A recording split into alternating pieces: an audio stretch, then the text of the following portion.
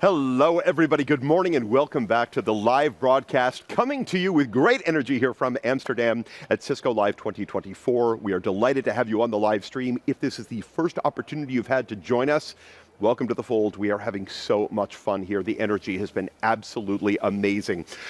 If you missed anything yesterday and you're thinking, oh, I can't believe I actually passed these things by, not a problem. Just look for those sessions on demand at CiscoLive.com. And remember, please keep reaching out to us on social media using hashtag CiscoLiveEMEA.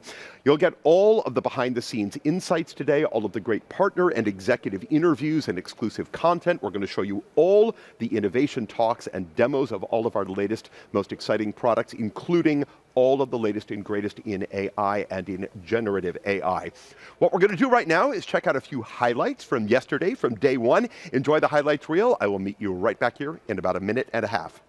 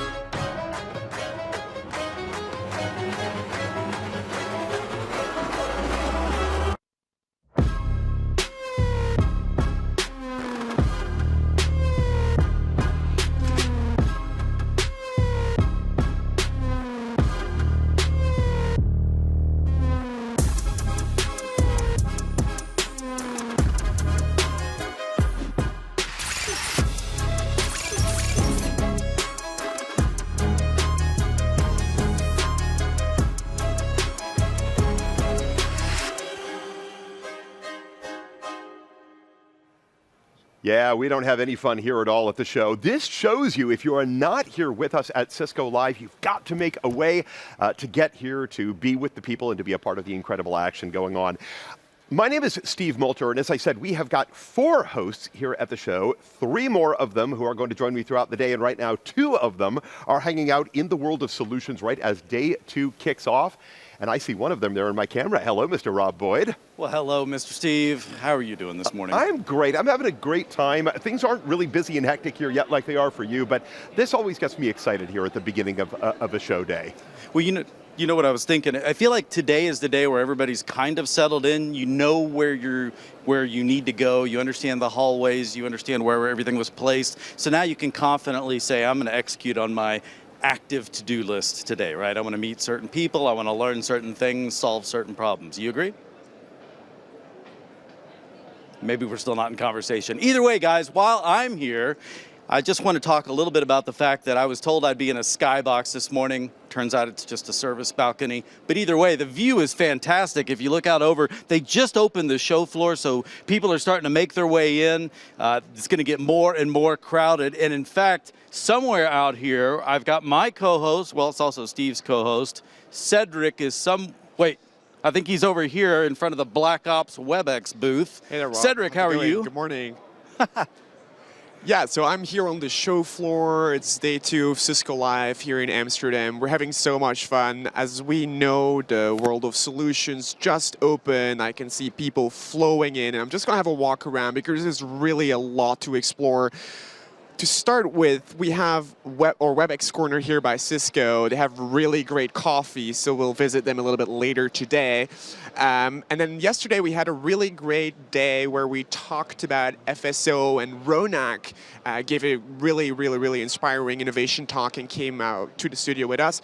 So that's on this side. If you're interested in that, there's more to explore here.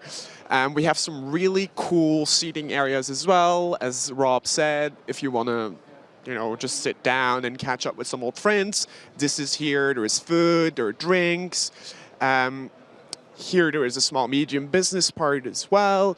There's just too much to explore. So if you just zoom out, maybe cameraman, we have CX, we have the showcase behind us, security, FSO, collab. We have the sustainability zone that we will do later. So just stay tuned for the show. And I think we can go back to Steve right now. Steve. Thank you so much, Cedric. I appreciate it, and thank you, Rob. My friends, hopefully we'll get a chance to see one another. Again, I'm trapped here. You're out there having all the fun, but I hope we get an opportunity to talk with one another. The folks who go out and they roam with our incredible RF camera crew, they are the eyes and ears for all of us who are here in the TV studio. And if you are with us here in Amsterdam and hearing the broadcast, please come on by, visit. We would love to see each and every one of you and say hi. Right now, we're going to dive into a fantastic partnership between Cisco and Northvolt. Northvolt is a company that is using Cisco switches to spin up new factories quickly, to automate routine tasks, to enable remote operations with data-driven decisions, full automation, and sustainable battery production. This is what our Cisco partnerships are built on and built to create, so you can think about it as well. Samuel Pasquier is with me. Samuel is Cisco's VP of IoT Product Management. How are you today, Samuel? Very good. Very happy to be here today. I am so glad that both of you are here with us. I'm going to go ahead and take a step back. I'm going to let you introduce our special guest today and let the two of you have a great conversation. Away you go. Thank you, Steve, and welcome everyone. So today with me I have Mirko Miloslavljevic. He's a Senior Director of Infrastructure and IT Operation at Northvolt. And thank you so much for joining us on stage, Marco. Very nice to have you here. Thank you for having me. Glad to be here. Thank you. So, obviously, not everyone may know Northvolt, and you have a very interesting company with.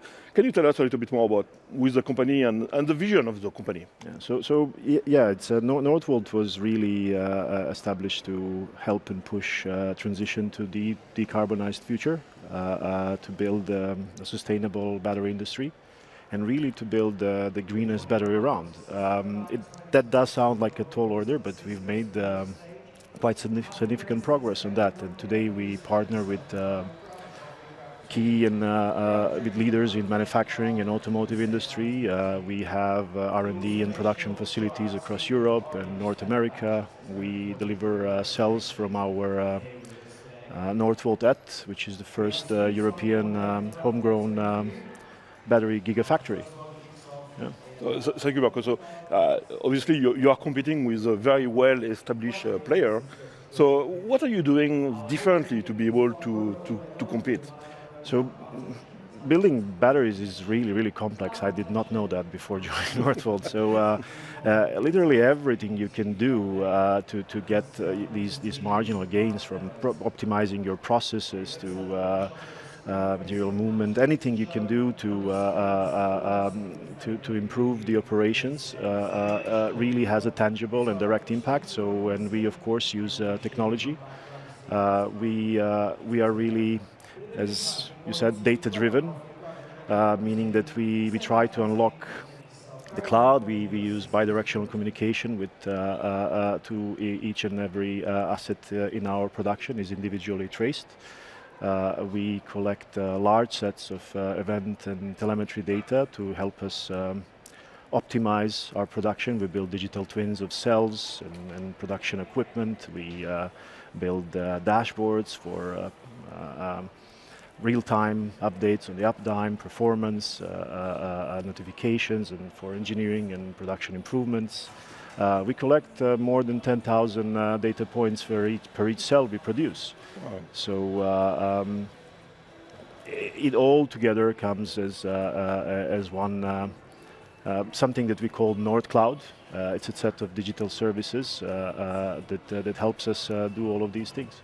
So data is a new gold these days. It's very important, and we heard a lot about what we can do with data and AI at Cisco Live this week. But so tell us, with this data-driven vision that you have, what are the challenges that you face to implement this vision? Well, I mean, of course, Northvolt as such, building an industry from scratch is very, very challenging, even in Europe. Especially in automotive, we have very, very high customer demands. You could, of course, say that our biggest challenge is producing at scale and at speed. We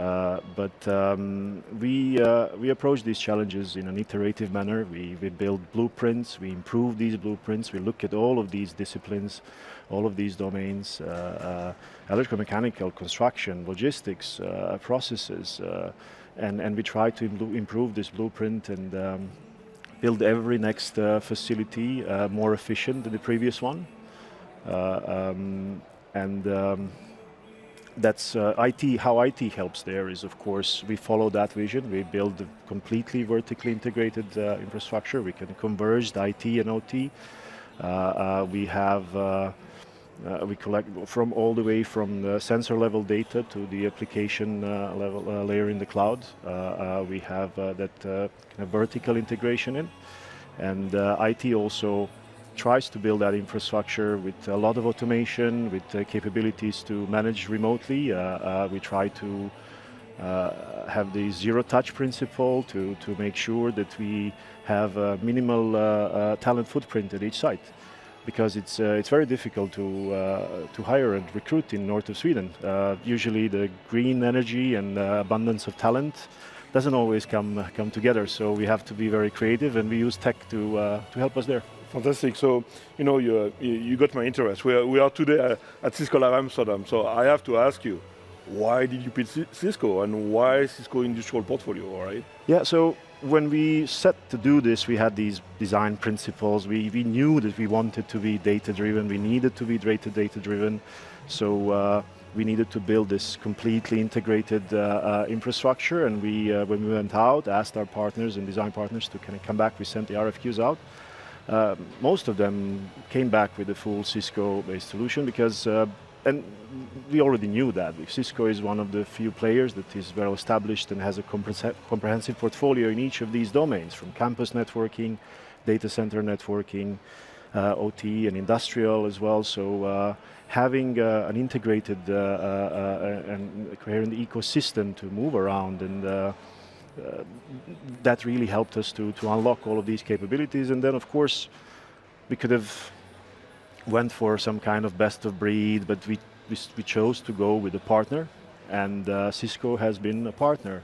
Cisco has been behind us. We do a lot of stuff. We kind of push the envelope a bit, and it's very, very important to have a partner behind our back who can validate our designs, who can say, yes, this will work. And that has been a really good relationship so far. Well, thank you for your trust, and thank you for working with Cisco. So now that you have been deploying the Cisco infrastructure and the Cisco industrial networking portfolio, what are some of the benefits you have seen in your day-to-day operation, in your execution, right? Yeah, so benefits is clearly that we have this completely integrated ecosystem, and we can use all sorts of tools and capabilities to help us for observability, automation, from Catalyst to rollout to simply scale. So we really benefit a lot from having that single ecosystem. Well, thank you so much, Marco, and I'm glad you picked Cisco, and hopefully we can help you to We're glad to execute in the north of Sweden. So thank you you so much, and thank you for joining us here today. Thank you. Gentlemen, thank you. Such a pleasure to have both of you with us today. First of all, Samuel, I want to thank you for bringing us this story, for bringing Marco in. And Marco, as you just said, really fantastic partnership, and as Samuel said, I'll echo it. Thank you for your trust and for partnering with us over this time. I think Northvolt has done some remarkable things, and I'm glad we've been able to do them together. So glad to get you in with us here this morning. So we are going to go out into the world of solutions right now. We're going to check in with Cedric de Vulder, who's over at IoT with one of my favorite humans anywhere at Cisco. He can't hear me right now, but Cedric will pass that along. Richard Mullen, who is our leader of IoT operations. Let's send it on out to you.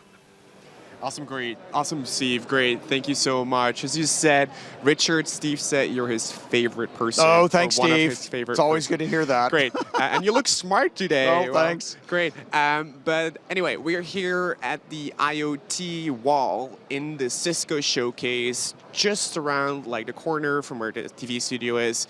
And as you heard in the interview, at Cisco, we like to get challenged. And Richard is going to tell us more about Yeah, that. absolutely. As we just heard in the interview piece, we have a lot of different types of requests that are coming in with customers, and that's what we've worked on articulating here on our industrial IoT wall. I'm going to just give you guys a really quick tour. If you're here at Cisco Live, please come and see us because we've got a lot of solutions that we can walk you through. So we're going to start at this end where we're really looking at kind of wireless types of solutions for either AGVs or rail or what we're doing at like hauling. We use kind of a mix of either ultra-reliable wireless backhaul, so a really special type of 6G technology for high bandwidth, low latency, and a lot of different ways that you can apply that. So we can put that on mining vehicles, or we're doing some stuff even offshore, both in Europe and in the United States, around providing connectivity when you think about like an offshore wind farm and being able to create that and create a mesh environment. And then we backhaul data into that. One of the new solutions that we have it illustrated, and then tomorrow, or if you come see us today, will be the coffee machine that we've got set up, is secure equipment access. So when you've got all sorts of things out in the environment, the idea is, hey, instead of setting up a VPN, how can I tunnel into this remote traffic cabinet that's right at the intersection? So we really established that in the cloud. That allows our remote technician to come in and then match the IP address and kind of fix a piece of industrial equipment without ever having to roll a truck. And we did that with our coffee machine demo yesterday. We had somebody actually tunnel in and fix the machine for us, and we were setting up on Sunday. So a new technology that we're bringing to make it just these assets easier to both secure as well as access into the field.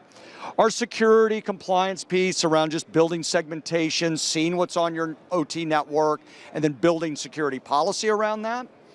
IT-OT convergence is a really big theme that we're seeing this year. So taking really the WAN and the LAN in a traditional kind of hub spoke branch office location, but now applying that into pipelines, high voltage substations, water systems, where we take a routing product such as this and combine it with our switching, and then we're able to basically bring Catalyst Center or SD-WAN manager and manage a huge implementation very easily as a software-defined type of a play. And then specifically on the Northvolt case that we talked about regarding some of our switching products and being able to integrate into different types of environments, they really challenged us for how can I get more sensor data out of the industrial automation network? How can I connect more things to it, and then be able to pull all of that data out from underneath that and then move it into my data center for the kind of computation, machine learning, artificial intelligence, AI applications that we're really seeing.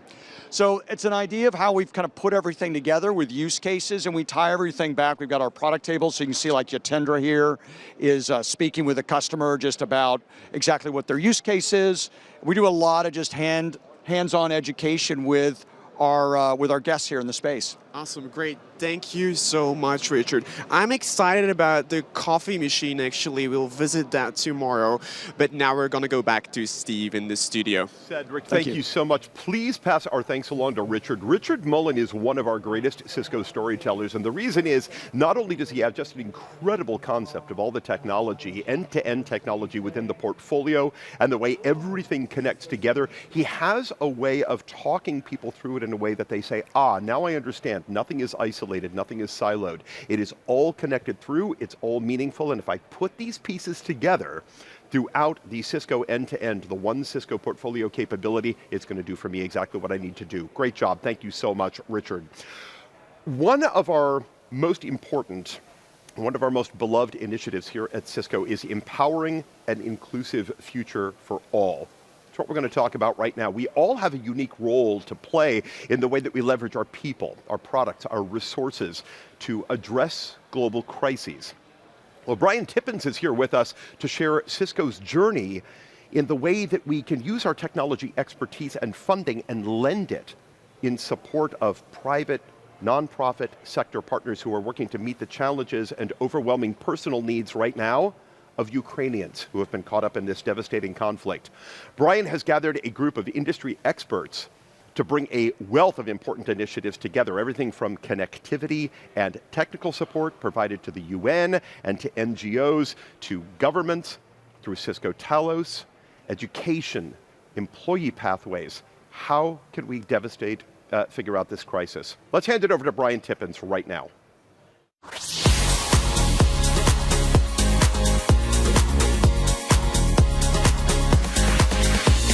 Thank you very much. We're going to have a bit of a lightning round when you see 6 panelists in 30 minutes, which means we're going to cover a lot very quickly.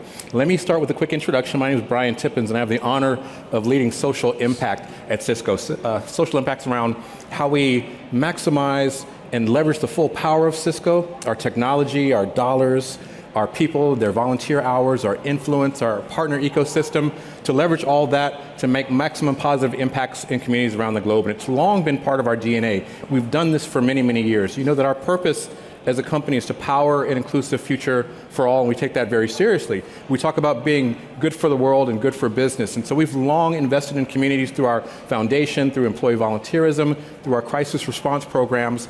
But our CEO challenged us several years ago, gave us a call to action to say, what could we do, what more impact could we make if we set a big, audacious goal around leveraging our ecosystem to positively impact lives. And so in 2015, we came up with a goal to positively impact 1 billion lives by 2025, and we were able to do that 1 year early and exceed that goal through a lot of the work that our organizations do, including the work that we're going to talk about today, the work that we do to support Ukraine. We've been committed to supporting Ukraine since even before the start of the war. Our support is ongoing and includes helping to defend critical infrastructure against cyber attacks, around establishing Wi-Fi connectivity for refugee communities, around providing Ukrainians with IT education to build their digital skills and employability. We've provided nearly $15 million in cash and product donations in the 2 years. And by the way, I think we're coming up on the 22nd, on the 2-year anniversary of the Russian invasion that has led to the situation that we're in now, which continues to persist. And that $15 million has been in cash and product donations. It's been in financial support. We match donations that our employees make to causes to support Ukraine. We do that through support of IT infrastructure, through our Talos and cybersecurity initiatives. We do that by supporting humanitarian aid throughout Ukraine. And so we want to talk today with some of our experts about exactly what it is we're doing, with the intent of being to help educate you all in the audience about how you can get involved.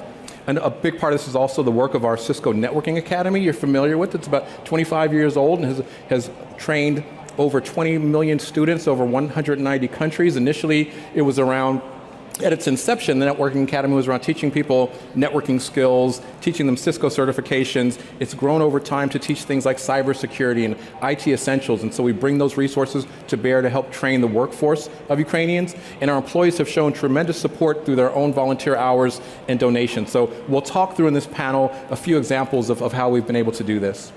So I'm going to invite my panelists into discussion. We've got Vanya Svitzer. We'll start here with Aaron Connor, who leads Cisco Crisis Response. We've got Philip Wadowski, who is Philip Wadowski, Country Director from Poland Nest. Yep. We've got Lucian Heider, who's a NetAcad lead in Poland. We've got Josef Fuliter, who's a Cisco Crisis Response volunteer, and so you'll hear from each of them. So let's start with Vanya Svitzer. Can you tell us about Talos and why Talos has invested in Ukraine? Yes, so to understand that, we need to go a little bit further back. So about 10 years ago, there were significant attacks on Ukrainian energy infrastructure, where the attackers were trying to bring down the power grid. So this is where Cisco Talos came to help some of the organization in Ukraine. And over time, we developed really good relationship with Ukrainian CERT, with the National Cyber Police, with Special Communications Unit as well. And so we were also present in Ukraine for a very long time. And so this was not the only attack that we tried to protect against. So when the NotPetya attack hit, which was one of the biggest ransomware attacks or destructive attacks ever to happen in the world, we were there. But we also discovered some completely new attacks, and so we basically developed relationship and friendship with many people in Ukraine. So when the kind of crisis started, when we realized that the conflict will become a war, we reached out to the organizations in Ukraine, and there are we felt that we have a responsibility to help. We had a responsibility to protect the critical infrastructure, to keep the people there safe from the cyber attacks, which we expected in a kind of big volume. You mentioned the electrical grid specifically. Can you talk more about the work that you did to help protect the grid? Well, so it's kind of almost a personal story, but not for me. One of my colleagues, Joe, who used to work in the electrical grid provider in the US, also developed very good relationship with the Ukrainian electricity transport company, Energo. And so he was presenting at one of the events when the people from Ukraine Energo were a year after the war started. So if you remember last year about this time, the Russians were trying to attack with missiles and to bring the high voltage substations down and bring the power grid down. And so when he was discussing, Joe, with the people from Ukrainian Energy, he's like, what kind of problems do you have? And they were like, they're obvious problems, but a little bit less obvious problem is the GPS signal jamming. It turned out the GPS, it doesn't just transmit the location that we all know on our phones, but transmit very specific and very precise time. And so to keep the power grid balanced, you need to have really real-time measurements which are synchronized, which measure the phase and the magnitude of the voltage. And so if you don't have the GPS signal, you can bring that network, as soon as the network is unbalanced, you can basically have the power outages. So we modified one of the industrial Ethernet switches of Cisco with a slightly different software.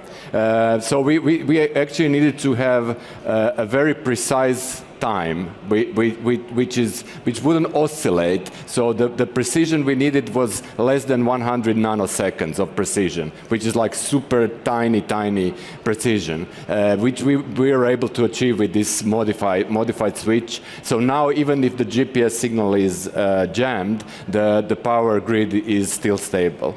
That's a powerful example of how this crisis led to new innovations that we may be able to use in other crisis situations in the future. Thank you for sharing. So speaking of crisis and crisis response, I'll go to you, Aaron, to talk a bit about the organization, a little bit of background on Cisco crisis response generally, your approach to how you respond in crises, but then specifically to Ukraine, how has our support evolved from a crisis response standpoint? Sure. So Cisco crisis response focuses on humanitarian and disaster response.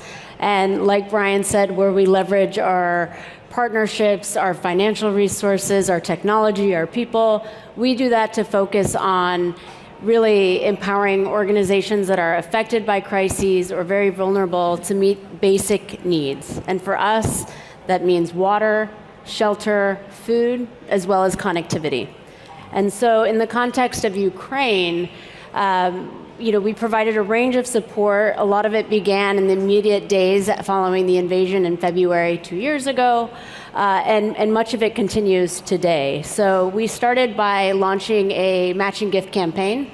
That's where we identify nonprofit partners that are on the ground, that are providing humanitarian aid, and we identify them, feature them for our employees, and then Cisco matches those donations dollar for dollar.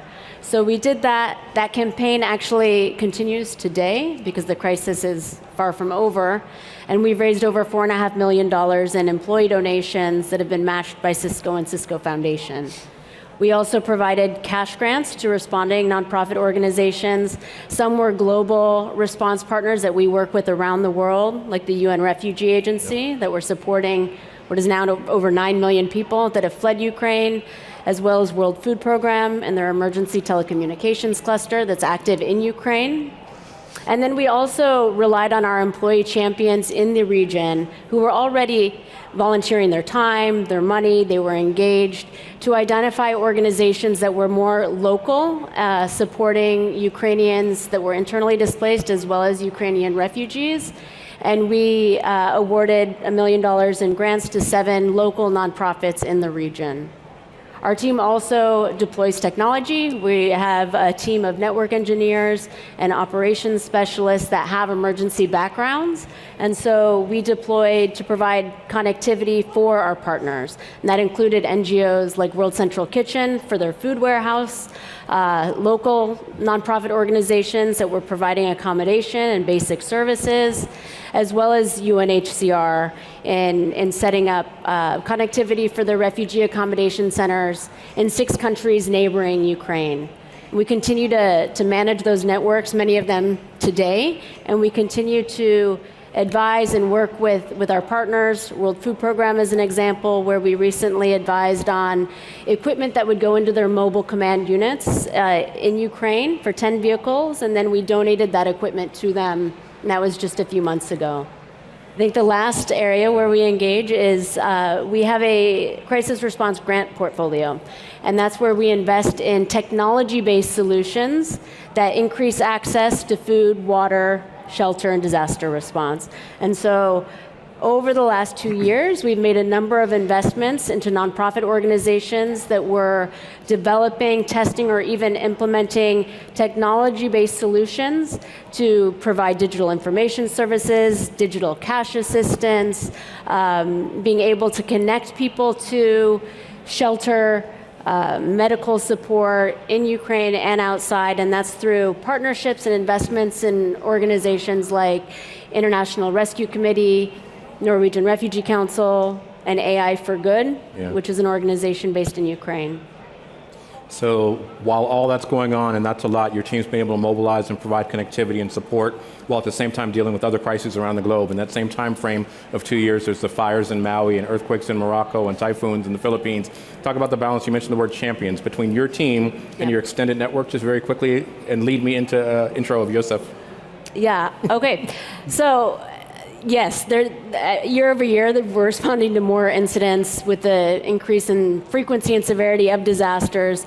I think last year we responded to 22 incidents, and so, I mean, probably easily over 40 incidents we've responded to in the last 2 years since the Ukraine war started. And we don't fully deploy to everyone, but it is a range, like I said, of disaster campaigns, cash grants, product donations. Our team also provides consulting support to response agencies, as well as our investment in technology-based initiatives. So it can be a range. It depends on the severity of the need, tech capacity on the ground, and we are supported by a network of Cisco employee volunteers that we call our crisis response community.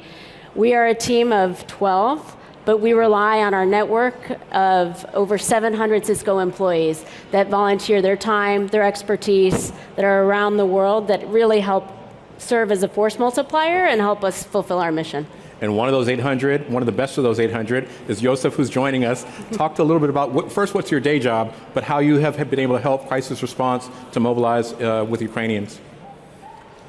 So my daily job is I'm a technical solutions architect based in Budapest, in enterprise network area, covering enterprise customers. And it was a really nice experience how I got to the CCR community, because when the war started, the whole Hungarian office, as well with Poland, Cisco Poland, Romania, we helped in the very first day in transporting the refugees from the border side to the center of the country, where they can have a safe transport towards to their families or to other organizations. They can carry them farther, and there was a feeling that there's a support we need to provide further in country, not only at the border side. And that's how I got engaged with the CCR community. That was the situation over there. If we can get connected, and how can Cisco and the CCR support the whole situation with the local NGO engagements. And that's how we got to the Cisco product grant and also the financial grant for the local NGOs. Because the situation was really specific. You can imagine, I believe on the Far East there is always a social situation that have to fight poverty. And there are donations before the war. There were donations at the specific NGO I was work with. They were receiving one track of donations a month. At the days and the beginning of the weeks of a war, it increased 4 trucks in a day. So you can imagine, like, no infrastructure, team, people, system, that can manage properly the food distribution, the donation distribution. So that's where, with the help of the CCR team, with the Cisco Product Grant, we can build up. We can create a system for the warehouse. Now we call it new. When we arrived over there, it was a warehouse with no doors. So when you see Cisco marketing videos with automated forklifts and 1,000 access points all around, cameras, so it was really was something we had to start it from the ground. Today we can say it's a technology that really keeps them away from thieves, from illegal people that are placing signs of Ukraine helps on the trucks are coming for taking the donations away, and we can now check automatically by the cameras the license plates. We have barcode readers in the warehouse that can connect over the Wi-Fi. We have cameras inside the warehouse. We have digital cards that every family can carry and can check what is the donation that they already received. So that was a beautiful experience, how we made a technology bridge and help people in the crisis. So it's a good example of how we're thinking about cybersecurity, but also physical security, deploying Cisco's assets. Typically when we think about crises, particularly refugee crises, it's initially around food, water, shelter, and now food, water, shelter, connectivity. But when you have a crisis like this that goes on for so long, Lucian, you could speak to this, it's a need to satisfy those basic human needs, but also think about skills development and providing employment for displaced communities. Can you talk about the work that Net Academy's done to support Ukrainians? Of course. Before I will start to tell you about the project, I have to explain you the background for this decision to do something for the refugees. When the war starts at the 24th of February 2022, immediately Polish border started to cross huge number of refugees. I am living in the city located about 80 kilometers from the Ukrainian border. And all these refugees have to pass my city because it was the only way to go to the Western Europe or to Warsaw, to Krakow, to other Polish cities. In the peak time, daily, Polish border was crossed by more than 100,000 refugees. 100,000 refugees daily. Yeah. It was a really huge amount of people. And the main problem was how to take care about them. I mean, it was not possible to leave them because it was the middle of the winter. It was very cold, and everybody have to place to sleep, you know, something to eat, and it was the main goal for the beginning after the war starts. After the few weeks, situation become more stable. Yeah, it was possible because, you know, the situation with huge number of refugees was solved in a very unique way. You know, the Polish people take the refugees to their homes because there was no other solution to help them in so short period of time. Yeah. So after, as I said, a few weeks, you know, the Polish country was more ready to do something with such big number of the refugees. Also, you know, during the, you know, a few months, you know, in Poland there was almost 2 million refugees staying somewhere, different cities, different regions of Poland. Yeah. And when the situation became stable, I mean that everybody was safe. Yeah. I received a phone call from my colleague responsible for the Cisco Networking Academy in Eastern Europe with the proposal to do something for them, to do the training. And I think it was a great idea. Yeah. Why? Because, you know, it was a lot of people, mainly ladies and children, who were not working in Poland. They have a lot of free time and wanted to do something, but not always they were ready to the market, you know, requests. I mean that they are not. They had the job who couldn't find the position in Poland. Yeah, and our proposal was that we may do something for them. Yeah, so we may do the training from the IT, and probably you know that it is huge demand of the IT staff every country in Europe, not only Poland, I think. And the idea was to start with the training for the refugees from three areas. The first one was the cybersecurity, the second was networking, and the third one was programming. And we offer these three areas of training for to the refugees. The situation was, that we started with the pilot because it was completely new for us to do something for the refugees. Of course, we are the university. I work at the university, as I told you, located very close to the Ukrainian border. We had a lot of Ukrainian students before. Our university was studying before about 1,000 students before, but it was completely new situation for us because there was the people who didn't experience in IT before, and it was something we have to check what we may do for them to help them on the best way, because it's completely different from teaching the students, And we started with the pilot. The pilot was in holiday 2022. It was about 2-3 months, And the result from this pilot was, the first information is most of these people do not speak English, So we have to teach them in Ukrainian, The second, information was those people, most of them do not have IT background, they don't have IT experience. So we have to start from the very beginning, And knowing that, we continue to work on the project. That the main, most important task for us was, to translate curricula, Cisco curricula to Ukrainian, to offer those people training in local language. Also, we decided to hire Ukrainian trainers. It was quite interesting because until today, because this project still is in progress, until today, the training is done by refugees for refugees. We hire refugees to do it. So that's really interesting. Could you close with how many people we've been able to assist to date?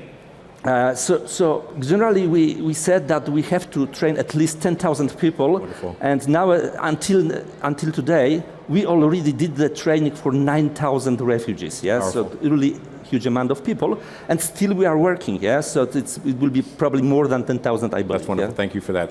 So you see a cross section between cybersecurity, physical security, critical human needs, training, learning, and development. Let's end with you, Philip, talking about the work of Nest. Introduce Nest, the work you're doing in Ukraine, and your relationship with Cisco and the foundation. Sure.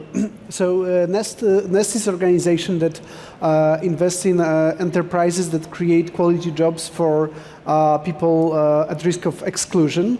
And we work in different regions. We work in Central Europe, in Latin America.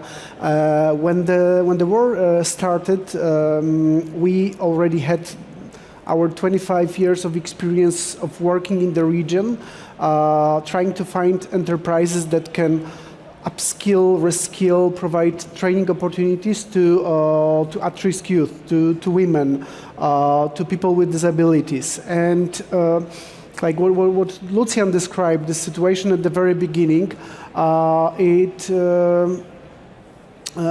very like soon after the outbreak, we started to think how we can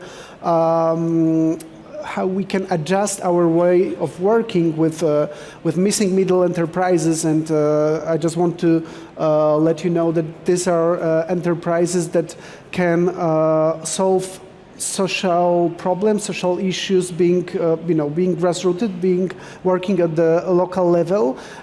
They usually miss funding opportunities and capacity building opportunities because they are too small for banks. Banks don't want to invest in them, and they are too large for micro credits. And this is where we can step in by providing them a tailored program of capacity building, by providing them also funding.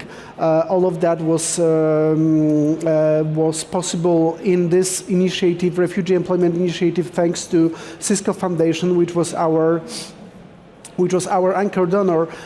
We went to them telling that our idea is to find 15 impact-driven enterprises that have experience in working with excluded communities and can adjust their business models to working with refugees and migrants. And from the very beginning, we knew that what we need to find in the market is very diversified portfolio, because we are receiving waves of refugees with different skill sets, and we want to have response in terms of career paths and career development opportunities to all of them.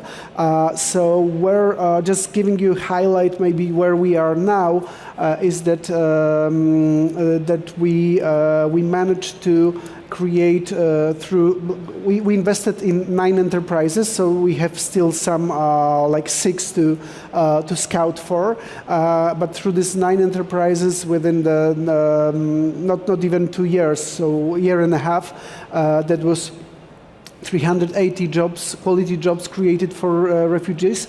Also over 1,400 of upskilling training opportunities provided, language trainings, psychological counseling, and in total that impacted 4,200 people, because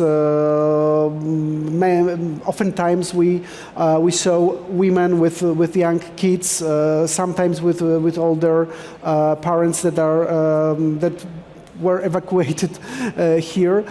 So these are the numbers, and like our idea from the very beginning was thinking about the long-term solutions. So part of these people will stay, they will need to find a job. Our job market needs talent, so how we can match these dots. That was the beginning. So you get a good idea of the cross-section of the ways that we've been able to mobilize directly at Cisco, but also in partnership with our partners. We only have time to scratch the surface, but I'm sure all panelists will be around to answer any questions at the end. This was beginning to spark some of the ideation around how we responded in Ukraine, but also models that we use to respond around the globe. I opened up talking about our big goal in 2015 of positively impacting 1 billion lives, and we were super pleased to announce last month that we were able to reach that goal, in fact surpass that goal and positively impact 1.1 billion lives, and 1 year early, and it's through initiatives like the ones that you've heard about today. I want to play just a little quick video about that goal. At Cisco, we believe if we can imagine it, we can make it possible. In 2015, our newly appointed CEO, Chuck Robbins, challenged us to imagine how we could grow from a company with a great track record in corporate social responsibility to a company that innovates solutions to the world's greatest challenges. So, in 2016, we set an audacious goal for our company: 1 billion lives positively impacted by 2025. This year, through the extraordinary work of our global nonprofit partners, the leadership of the Cisco Foundation and Cisco's Networking Academy, and the passion of our leaders and employees across the company, we exceeded our goal more than 1 year early. We've now positively impacted 1.1 billion people, and that's something to celebrate. But it's also a moment to look ahead. As we consider our next audacious goal, we're thinking about the future of our purpose. We know we're stronger as part of an ecosystem of impact, and that together we can create a world where everyone can thrive. Join us as we continue our journey to power an inclusive future for all. Now, in typical Cisco fashion, we celebrated reaching that milestone for about 5 minutes, and now we have to think about where do we go from here? What's that next goal that we're going to set? And as we do so, we invite you to come along with us on this journey. We're definitely better together. You hear about the benefits of these partnerships. It's Cisco bringing our resources to bear, but working with our nonprofit partners, working with Net Academy partners around the globe, working with all of you. So we invite you to please scan that QR to learn more about the methodology that we use to reach that 1 billion, but also stories of some of the impact stories that we were able to achieve through our partners. So thank you for taking the time to listen to us today. As I mentioned, our panelists will be here afterwards if you want to ask them any questions. Please join me in thanking our panel.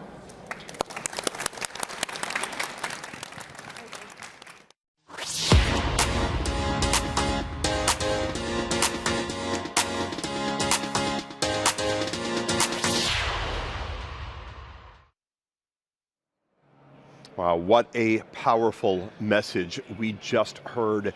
We are leveraging incredible Cisco resources and partnerships to support Ukraine during this incredibly painful and challenging conflict.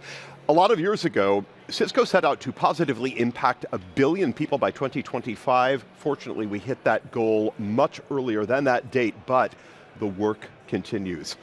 Thanks so much to Brian Tippins for bringing us that very important story.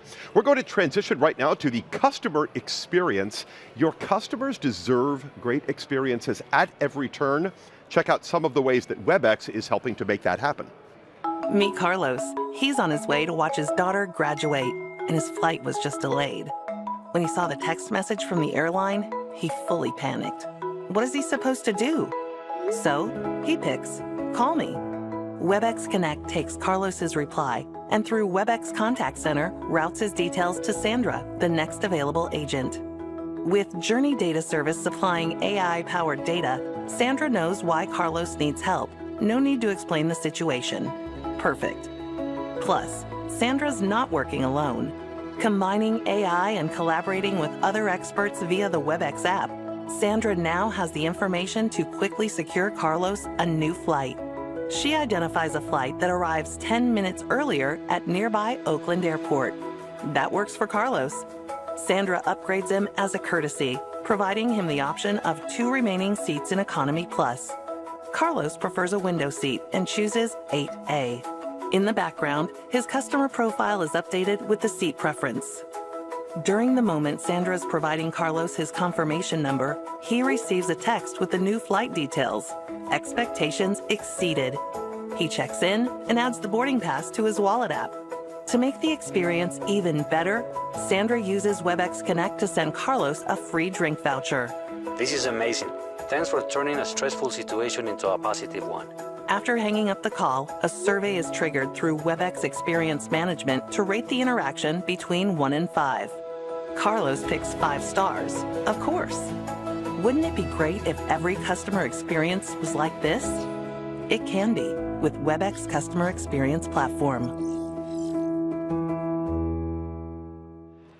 Amazing customer experiences are everything for a business because your customer will only remember the last engagement they had with you. That is why we provide Cisco CX, Cisco Customer Experiences. And we're going to go out to Cedric Devalder on the show floor, who is at CX right now. Hello, Cedric.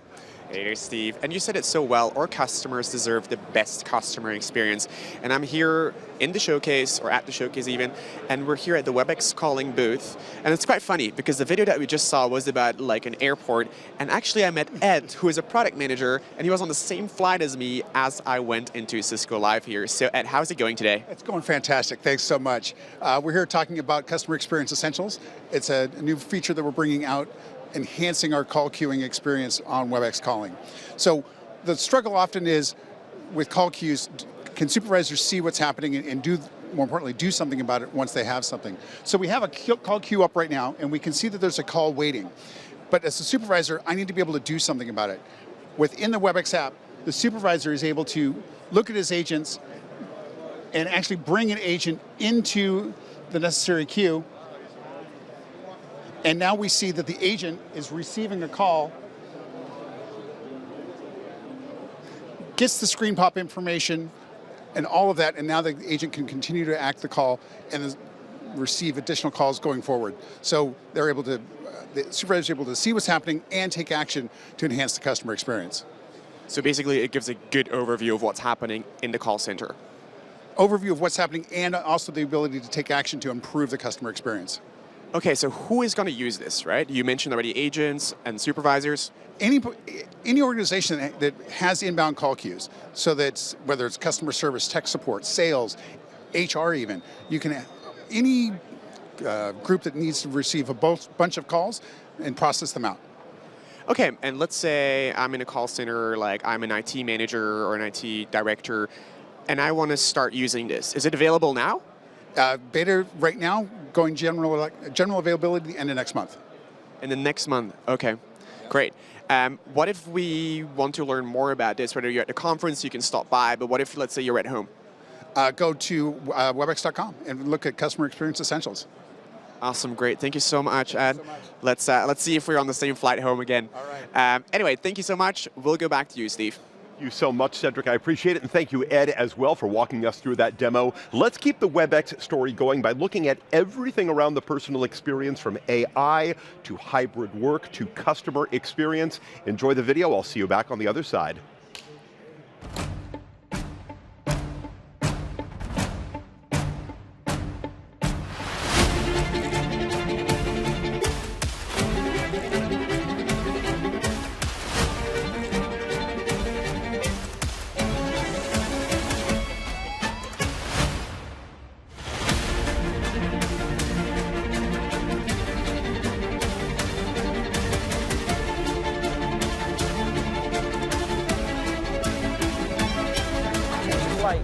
You can just text customer service.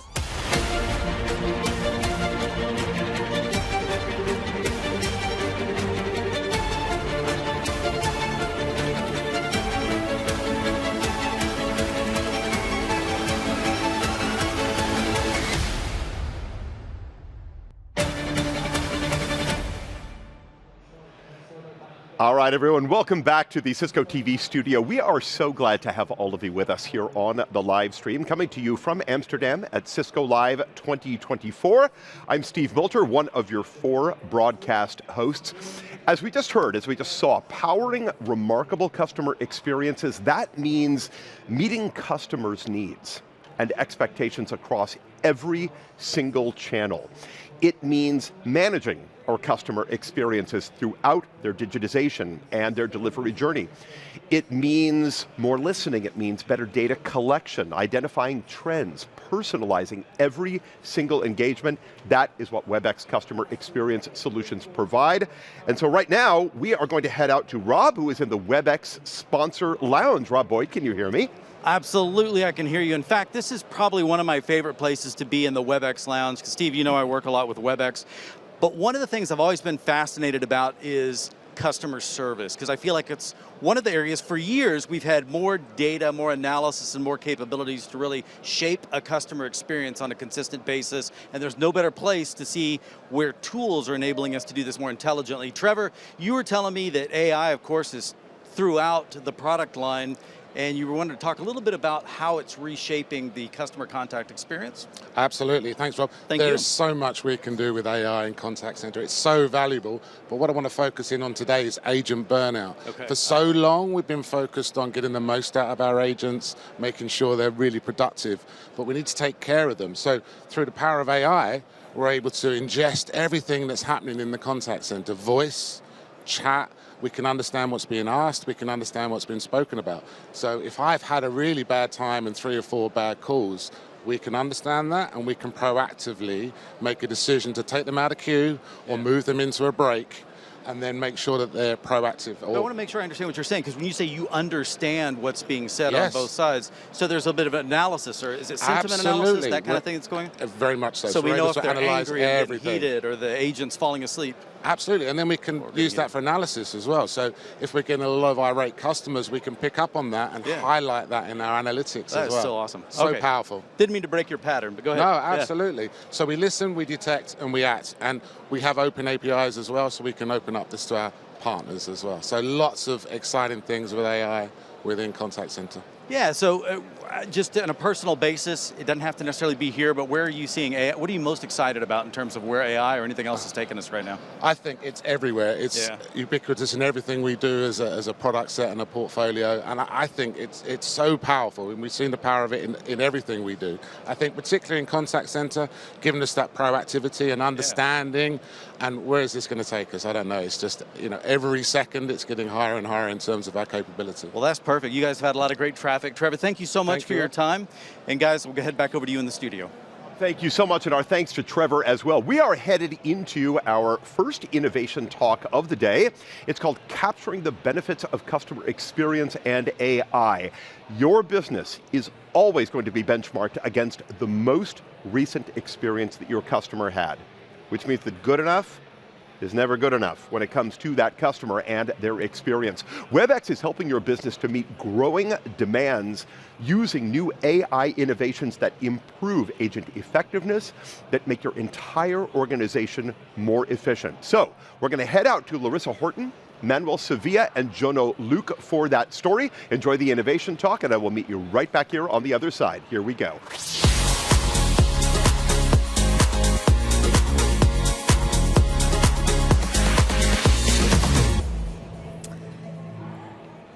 Good morning, everyone. Thank you for joining me today. Excited to talk to you guys about this quickly changing industry and everything that we're learning. So first off, customer experiences are changing. I've mentioned this a couple of times. If I told you 10 years ago that you would get comfortable getting into strangers' cars regularly, you would say I'm crazy. And yet we do this every day with Uber. And the world, in terms of our expectations of what a brand will do to serve us, how they will meet our needs, how will they serve us, is changing very quickly. This is creating a very new challenge and dilemma for IT departments everywhere. On one hand, everyone knows that user experience is really creating a change in brand perception, how people spend, where they're going to spend, where they're going to be loyal. At the same time, IT departments are not necessarily given bigger budgets to go and transform for the future. They need to run the business while transforming. Very frequently, I hear this compared to flying a plane and changing the engine while it's in flight. How do I do that without creating damage or impact to my business? Very difficult challenge. It's one that we've actually been focusing on quite a bit as we've been building out our cloud strategy and as we've looked at the different customers that we are going to bring alongside us into this cloud. So speaking of the WebEx Contact Center and our customer experience, what have we built? Where are we going? How are we thinking about this? We've categorized this in 3 different ways of interacting with a customer. First off, prevent them from calling you or contacting you at all. Our proactive experiences. How do we use data to better understand when you should be reaching out, why you should be reaching out, and really meeting their need before they even come to you? Next is self-service. With the changes in mobile apps and how we're able to do a little bit more in a self-service fashion, we have a lot of brands that are looking at how do we create self-service experiences that are easy to use and that will really fulfill those customer needs so they don't have to call in, wait in a queue, and again, get a better experience. Last but not least, we know there is always going to be a need for a human agent to deal with a wide range of customer requests, whether it be due to the industry, like healthcare or finance, where people are not exactly comfortable sharing that type of information with a virtual agent. But also, as things are not able to be dealt with through a virtual agent, we need to make sure that you can hand it off to a human and address that customer concern to make sure we're closing out that customer challenge.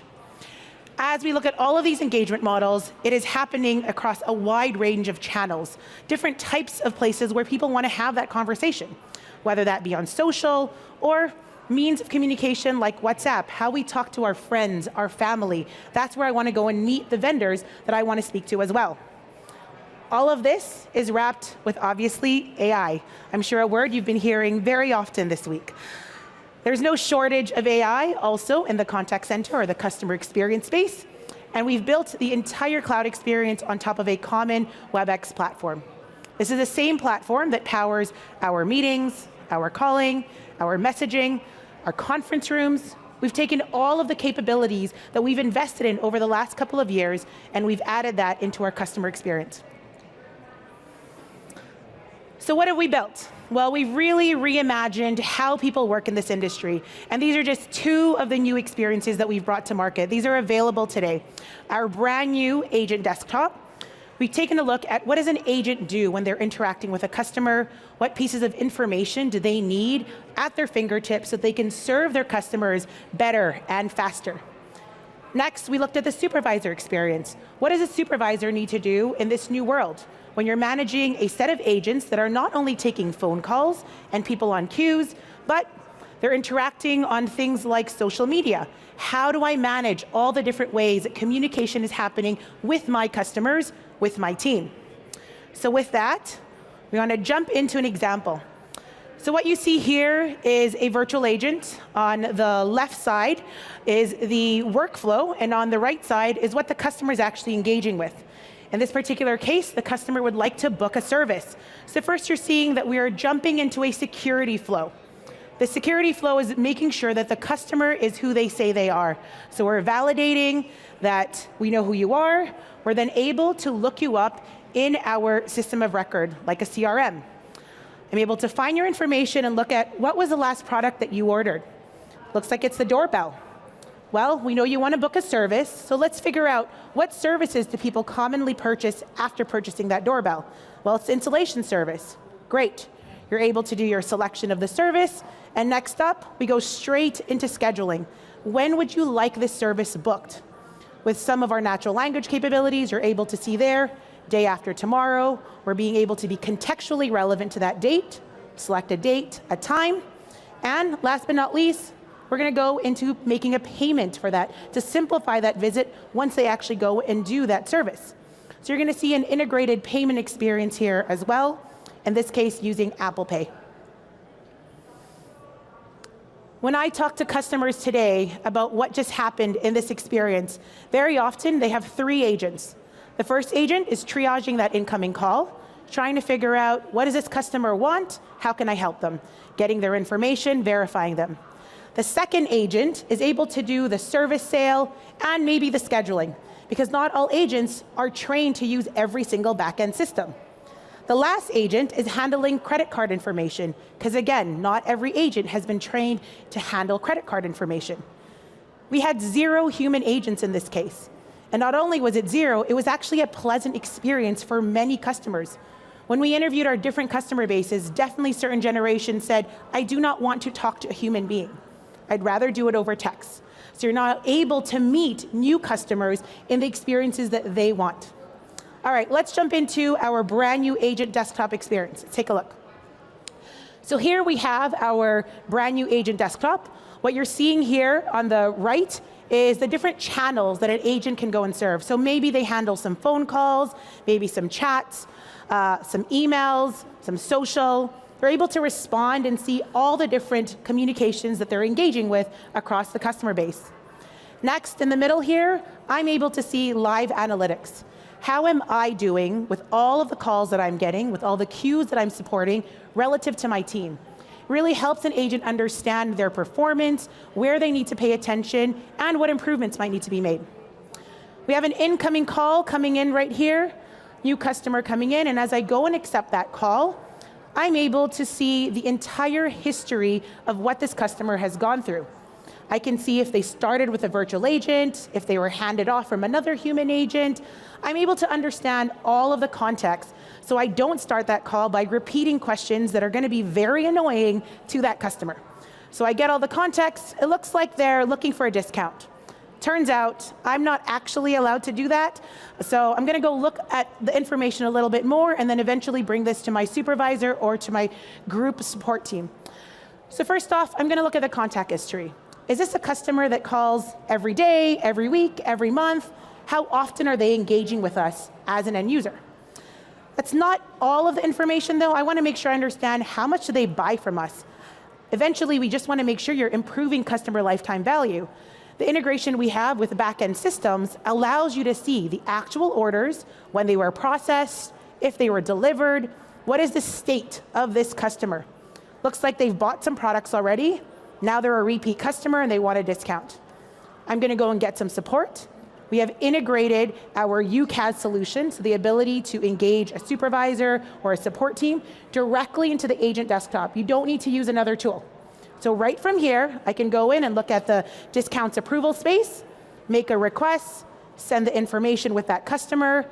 That team can now go into the back-end system and also take a look at what does this customer look like.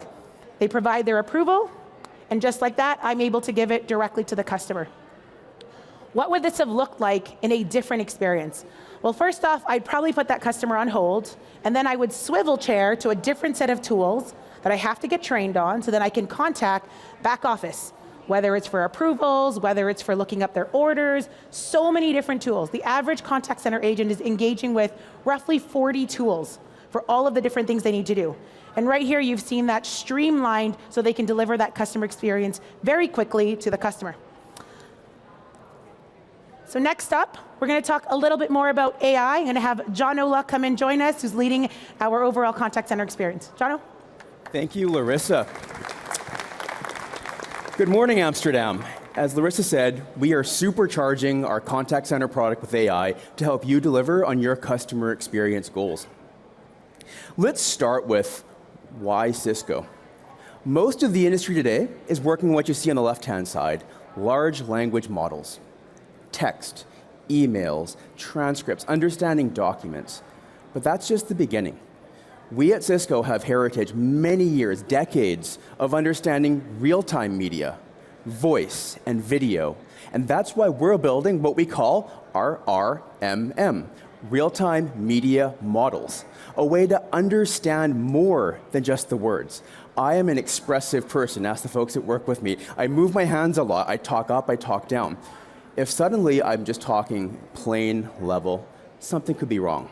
There is richness of signal in that audio and video that will give that human agent or the machine, the virtual agent, a better understanding of how to handle Jono's needs when he calls in.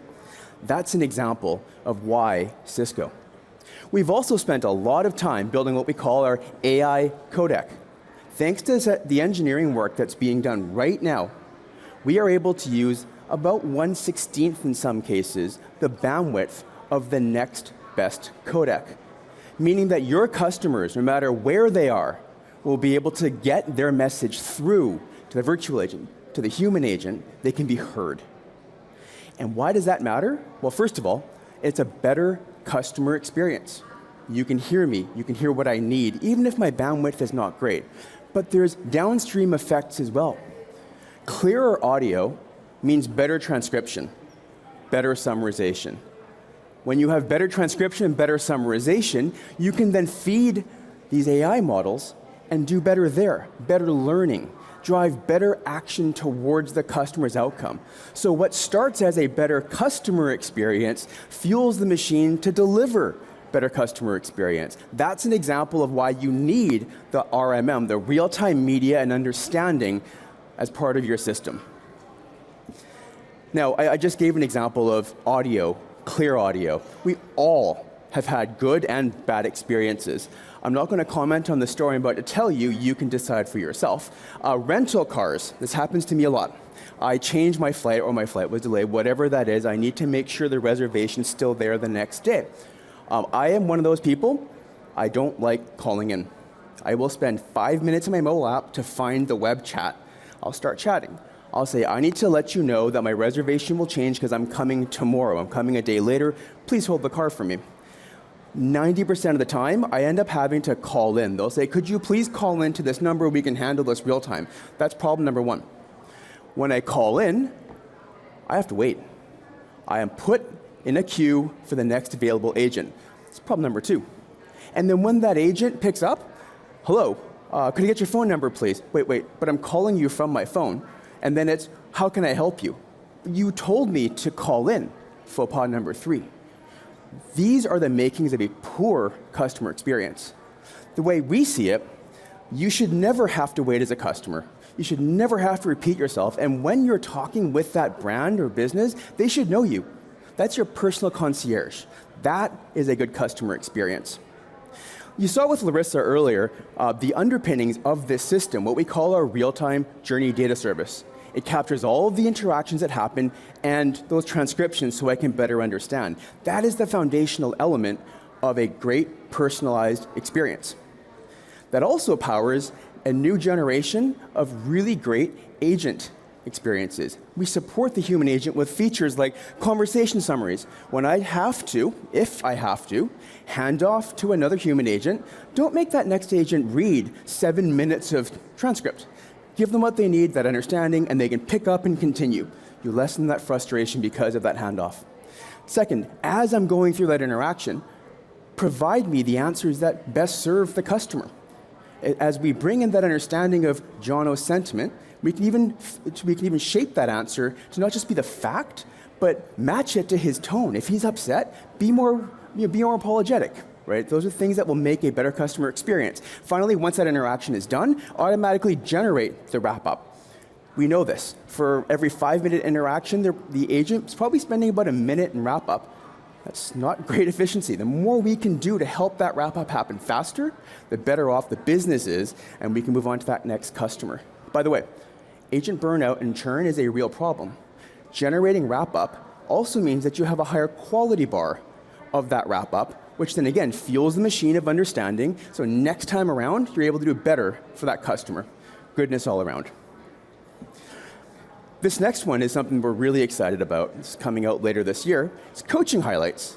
So I talked about summarization and understanding. Our system can take a recording, an interaction, and break it into chapters based off of a topic. Then we overlay our understanding of that sentiment, which we can do best because we understand voice, video, and such, and provide the supervisor a very focused understanding of not just is this agent good or bad, it's too coarse-grained, but what topics, what part of these interactions are going well or not, so that you can pinpoint some training, or perhaps this is not the right agent for this topic, right? It's a new way to think about this, all done in real time. What I'd actually like to do next is invite Manuel Sevilla, who is the Chief Technology and Innovation Officer with Capgemini, to talk about your journey with Contact Center and Cisco. Good morning, John. Thank you, Manuel. Good morning, Please, everyone. Have a seat. Okay, so Manuel, we've talked about customer experience, contact center, and AI. I'd love to maybe have you share with the audience first a bit about Capgemini and what you and your team do to support your customers. So as you may know, Capgemini is a huge company, very well known for consultancy and IT. I've been 20 years in Capgemini in many roles, but 6 years ago I've joined an entity named Business Services.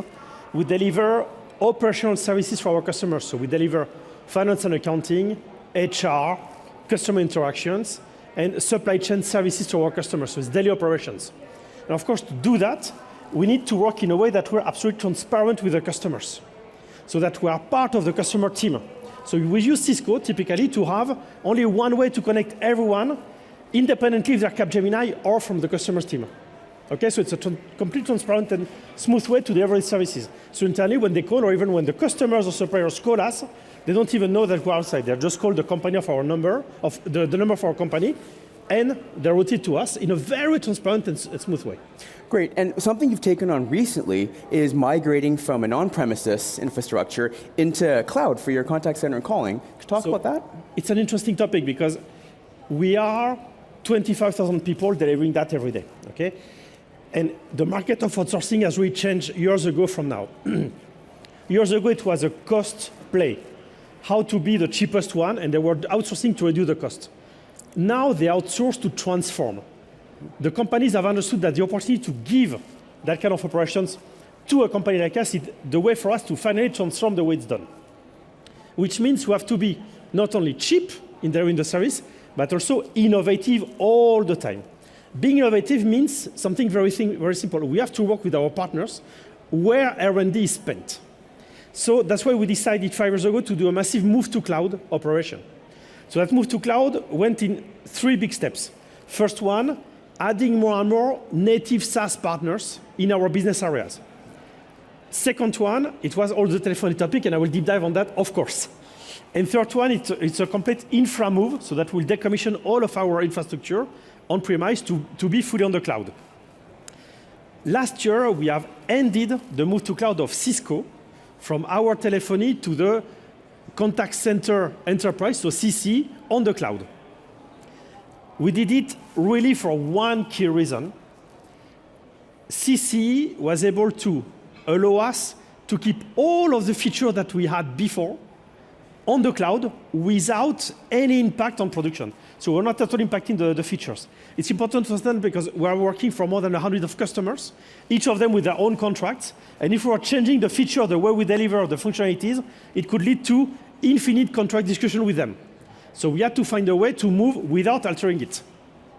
And we took the risk to go to CC, despite the fact we are the first global program of CC, because we deliver our customers everywhere in the world. We follow the sun. So we have customers in Asia, in Europe, in US, and we had to move it everywhere. So the move to cloud has not been easy at all. Not only because of that, but also because we came with very hard features. We have extended disaster recovery, high availability across the globe. Okay? So it's interesting because we work with you in fine-tuning the product to support customers like us with our level of expectation. That's extremely important. And honestly, it was a risky move, okay? Because we were sure that that move was not going to be as smooth as it has been. First of all, we took a partner. We work with Server, who is very specialized in the migration. It's important because our teams are not only capable to do the migration, but they were focused on business continuity. Very important. So we needed to have an expertise to do it. And we did it with about 12 waves in a year and a half to make it happen. These waves were not at all easy for two reasons. Technical reasons. We had to really change the way it was working, but also a topic that is more and more important today. Compliance, data regulation, data allocation, contractual aspect with our customers, etc. So we did a complete transformation program with our customers. Every of our customers signed a document giving us the ability to use Cisco, but also Amazon, Azure, and Google as a place to store data, as a place to process data, all the rules on data privacy, where data will be located, etc. And I have to give you a big feedback on this one. With all of the customers, it has been signed easily. Of course, some customers are always the one who are asking a lot of details. You know that. Not all of the customers are the same. But we have been able to make it everywhere. So I don't know if it was just the COVID phase that happened or whatever, but the teams, especially our sales, who were scared about that move to cloud, today are very happy about it because our customers are even asking us, why you're not on the cloud to our competitors. Okay, so we're already doing it. And now we're moving to the next step. Because after we ended that wave, it was December last year, so you said it's very, very recent, okay? After we did it, now we go to the next step, which is innovation. Now we're on the cloud, and you see a lot of things in this event, and you will keep seeing it. It's about using the marketplace on top of Cisco CCE, using the innovations of Cisco, using all the GenAI wave to now bring more value to our customers. Because I insist, our business moved from a cost business up to an outcome-based business. So how do we generate more value to our customers? And GenAI and all of this picture will be the key for that. So we're just at the beginning of a transformation wave. But we're very happy customer and partner of Cisco, of course. Absolutely. As you can see, big adventure. Absolutely. And I think just to reiterate, right, it is the velocity of the innovation that will now come.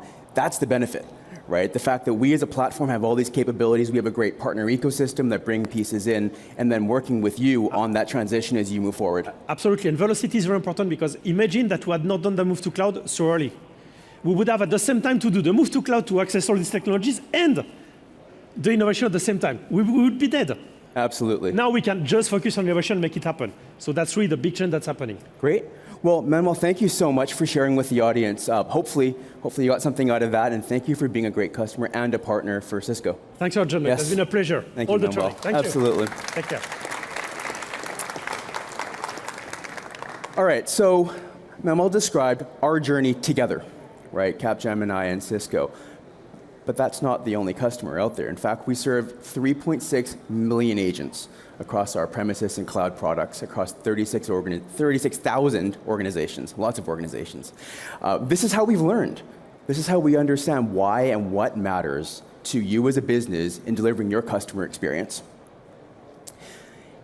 These three words come up over and over and over again when we talk to businesses. The flexibility, as Manuel just described. Where are you on your journey? Right, journey to the cloud, journey in your customer experience, all these pieces. We will meet you where you are so you can meet your customers where they are. Some businesses are still heavily voice. Others are adopting digital. That's okay. The platform we have, the products we have allow you to bring these capabilities incrementally online. Like we just said, it's a journey together. So meeting you where you are, that's the flexibility. Reliability, we recognize and understand that contact centers are the lifeblood of business. And so having that uptime is key. And then finally, continuity, allowing your business to continue forward as we're bringing these new innovations to you. You adopt at your pace. These are critical characteristics. We get it. We understand. And that's how we're here to support you on your journey. That journey is also global. Most folks sitting right now probably can name at least 5 countries that your business interacts with customers in. We can help you on this. We can support your agents across 87 countries thanks to our 7 data centers, the 7th coming online this year, meaning that no matter where your customers are, you're ready for them. And that flexibility, again, it starts with how. How do you want or need to deploy? We are the only vendor in industry that continues to support some of the most sensitive and critical workloads due to compliance and security with our on-premises product. If that's where you need to be, that's okay. We will support you and bring that innovation to you. But we also have our cloud architectures, WebEx Contact Center Enterprise, WebEx Contact Center, an architecture to meet every need. Then we can talk about adopting those capabilities, bringing that AI online to better support your customer, your agents, and your supervisors. That's our approach. Again, it's incremental, it builds on these, but it starts with flexibility for you and how you need to run your contact center. Now, changing tracks a little bit, I want to close on this. We believe that great customer experience is every single employee's responsibility. Not just the agents that pick up the phone, not just the supervisors that watch your agents, and not just the developers that might be building these integrations in those apps. Every employee. And that's why we've introduced what we call our WebEx Customer Experience Essentials. Let me walk you through this slide. We'll start on the left-hand side. WebEx Customer Experience Basic is included with our WebEx Suite. You've got calling, you've got those capabilities, a basic call center. We've always had on the right-hand side our standard and premium for true contact center agents and supervisors. But we recognize there's an emerging group of employees who need to participate in that customer engagement, but they're not a full-on agent or supervisor. And the simple voice multi-line may not be enough. They need customer context. They might need to engage across digital and voice. That's where Essentials fits in. This is for your back office employees or customer-facing teams that aren't necessarily in the contact center, but still contribute to that customer journey. That's why we brought Essentials in, to give you that flexibility so any employee can be customer obsessed. And because of that, we can meet you anywhere where you are on your journey towards this North Star of customer experience. And we're going to make that better with AI. Because AI is going to help your human agents do things faster and better. It's going to help your supervisors understand and run that contact center better. And it's going to power the next generation of virtual agents. And again, with Cisco, we have a heritage in real-time media and voice and video.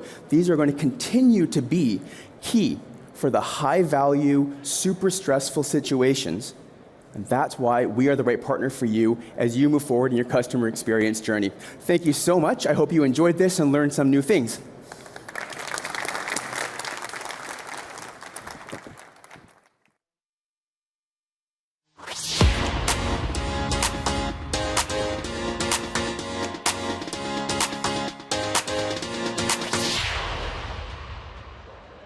And welcome back to the Cisco TV studio, coming to you from Amsterdam and Cisco Live 2024. We're delighted to have you all with us here on the broadcast. My name is Steve Moulter. I hope that you all really enjoyed that innovation talk. Fantastic session from Larissa, Manuel, Jono. How do we capture the benefits of customer experience and AI?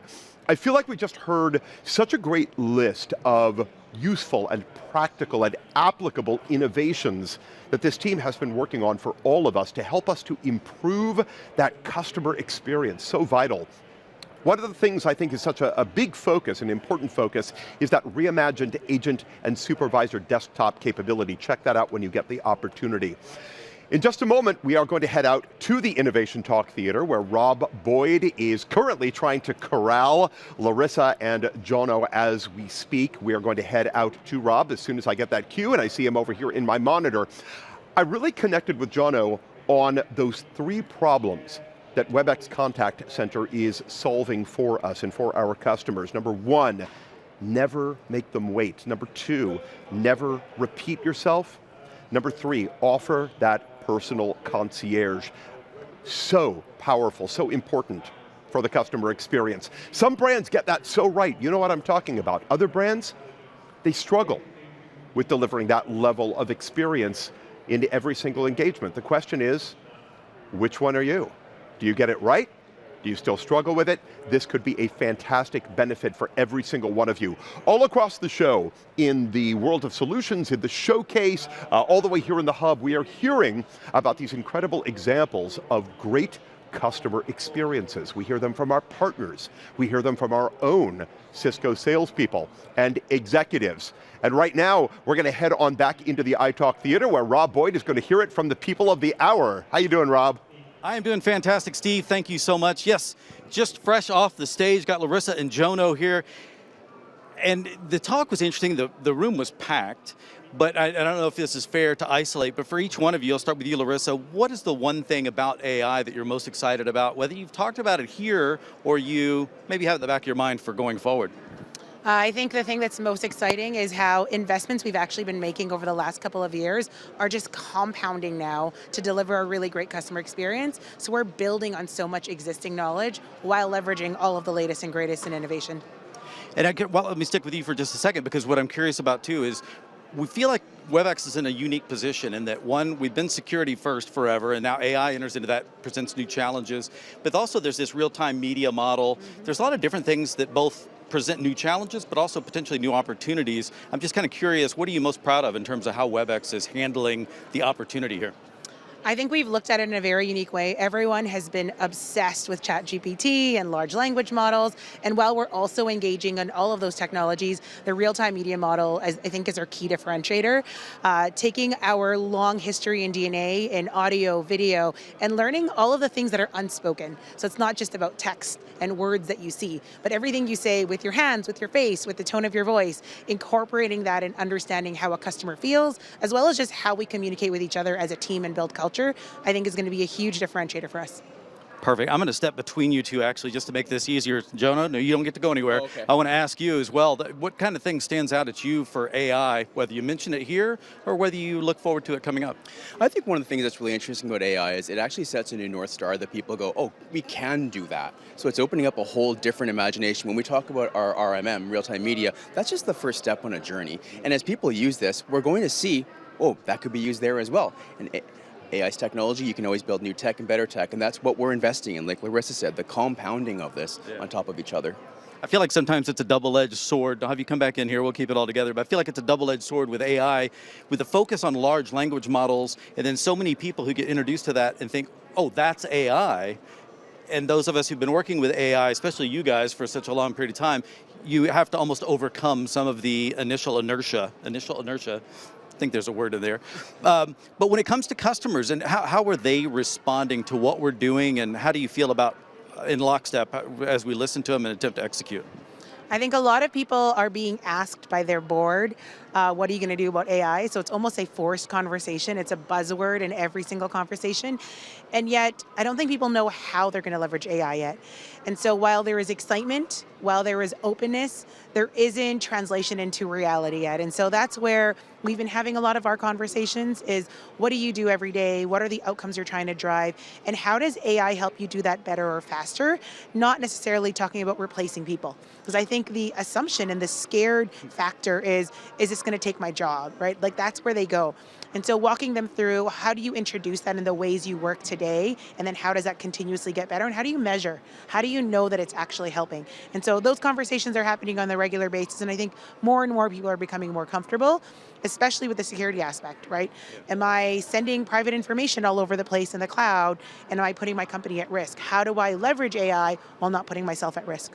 Well, and I love the fact that Cisco, I feel like WebEx specifically is always built from the ground up. It slows us down, I feel like, internally. I probably shouldn't say it out loud. Sometimes when it comes to rolling out new features, because there is a process, there's a legacy infrastructure, and then there's an expectation from customers about how we're going to handle their data. You have any additional commentary on how AI is being received by customers and how our response is to it? Well, I think, and Larissa sort of touched on it too, if you just talk about AI as a tool and technology, it's scary. How does it make our business better? That's our job as the partner to these businesses. How will it improve your human agent experience or the customer experience. And then also we have heritage and security, just as we do in media and AI. And I think that helps the conversation as well. What are your outcomes? How is this going to get better? AI is a way to accelerate a lot of those things. Yeah. And I'm curious, because this comes up every now and then, there's a little bit of a switch here, but when we talk about customers who, for whatever reason, maybe it's part of their policy at work, they're not going to be connected, can't always take advantage of our cloud-based services, where does that leave them in terms of WebEx Suite and some of the other things that we offer? Can they still take advantage of everything we're offering? So I think depending on the deployment type, like certain defense deployments, there are definitely going to be a longer time period before those can be made available. But one of the strategic changes we made in our architecture, specifically in the contact center, is to allow for a lot of the modern capabilities, whether it be AI delivered by us or even a partner, to be made available even in an on-prem environment. So I think that is one way that we're really leaning into our existing customer base, not leaving them behind, while being very forward-looking with all of the innovations in the industry. So you can take what you have and wrap it with modern capabilities without having to move everything to the cloud all at once. Oh, that's perfect. I'll just get a final question for both of you. I'm going to hit you with it first, but you can hear it so you know what's coming up. But it's, what do you think is overlooked or misunderstood? Do you find yourself in one or two things always having to kind of correct and go, no, we don't do it that, or that's part of this, or anything like that that you wish people understood a little bit more directly? Actually, it's don't forget your human agents. I think in a lot of conversations, people think of human agents as cost. They're not. Train them, upskill them, help them learn to use this AI as a tool. You're going to see better customer experience and better business outcomes. Don't overlook your human agents. I like that a lot. Don't forget they are human, and they should be considered assets, not expense items. I think is what you're saying there too. So can you one-up Jono on that one? So the thing I'd like to add to that is the things that we're learning with AI is not just how to run a more efficient business, but actually how do we take care of our agents, our people better? And agent burnout is a great example of that. We see 40% churn of agents in the industry. And now we're looking at how do we keep the best talent? How do we prevent burnout? How do we take care of human beings? So not only is it important to have human agents, but it's important to take care of the employees that you have that are serving these customers. Yeah. Oh, that's perfect. Larissa, thank you so much. Jono, thank you as well. Nice job on stage here. So guys, be sure and check out everything else. We've got a lot more focus and we're getting into more details. Thankfully, they're not running agent burnout analysis on this stream that I'm aware of, or I would have heard about it already. I have a feeling I'm not burned out. I'm having fun. That's all it is, Steve. We'll go back to you. Fantastic job, Rob, as always. Thank you so much, my friend. Thanks again to Larissa and to Jono as well. Boy, Jono nailed it right there. Do not forget your human agents. Remember, Cisco, yeah, we build a lot of technologies, but Cisco is a human-first company. We are about people. Without the people, none of the rest of this matters. Every great interaction results in transformation. No transformation, no value. That's simply the fundamental reality of things. And by the same token, every customer journey should end with a solution. This is what we just heard about. WebEx customer experience is making sure that you and your organization are the ones who are delivering that solution in every single engagement. Check out some of the ways that that works. Meet Carlos. He's on his way to watch his daughter graduate, and his flight was just delayed. When he saw the text message from the airline, he fully panicked. What is he supposed to do? So he picks, call me. WebEx Connect takes Carlos's reply and through WebEx Contact Center routes his details to Sandra, the next available agent. With Journey Data Service supplying AI-powered data, Sandra knows why Carlos needs help. No need to explain the situation. Perfect. Plus, Sandra's not working alone. Combining AI and collaborating with other experts via the WebEx app, Sandra now has the information to quickly secure Carlos a new flight. She identifies a flight that arrives 10 minutes earlier at nearby Oakland Airport. That works for Carlos. Sandra upgrades him as a courtesy, providing him the option of 2 remaining seats in Economy Plus. Carlos prefers a window seat and chooses 8A. In the background, his customer profile is updated with the seat preference. During the moment Sandra is providing Carlos his confirmation number, he receives a text with the new flight details. Expectations exceeded. He checks in and adds the boarding pass to his wallet app. To make the experience even better, Sandra uses WebEx Connect to send Carlos a free drink voucher. This is amazing. Thanks for turning a stressful situation into a positive one. After hanging up the call, a survey is triggered through WebEx Experience Management to rate the interaction between 1 and 5. Carlos picks 5 stars, of course. Wouldn't it be great if every customer experience was like this? It can be with WebEx Customer Experience Platform. It really has never been more important to create that fantastic customer experience. We're going to keep talking about that all day long here at the show. Right now, though, we're going to take a very quick station break. We're going to dive into security starting about 10 seconds from now. Don't go anywhere. We'll be right back.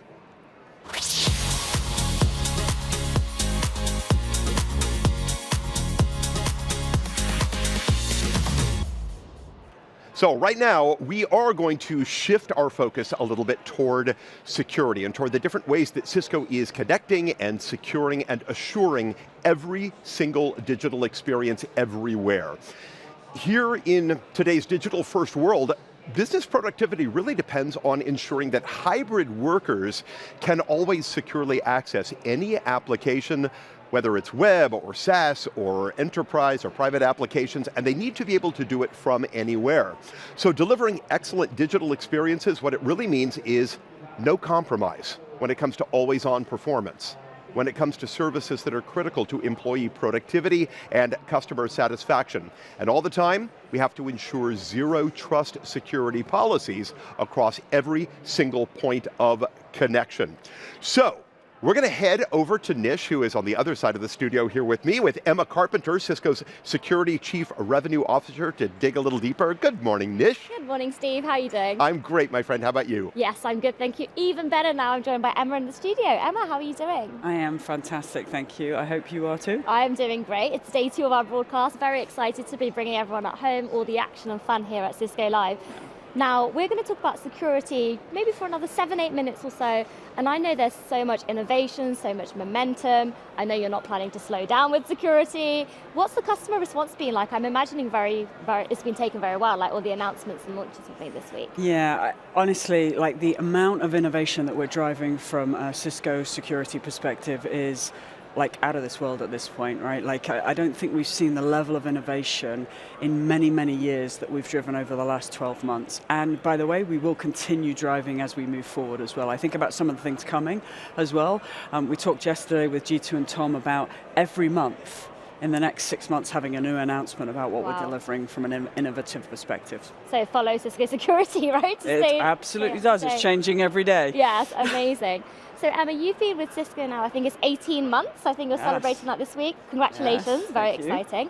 I made it. Yeah, you made it, and I'm sure you're going to continue to make a great impact. This is your second Cisco Live EMEA. Yeah. So what was your experience like last year, and how's this year different? What have you been up to?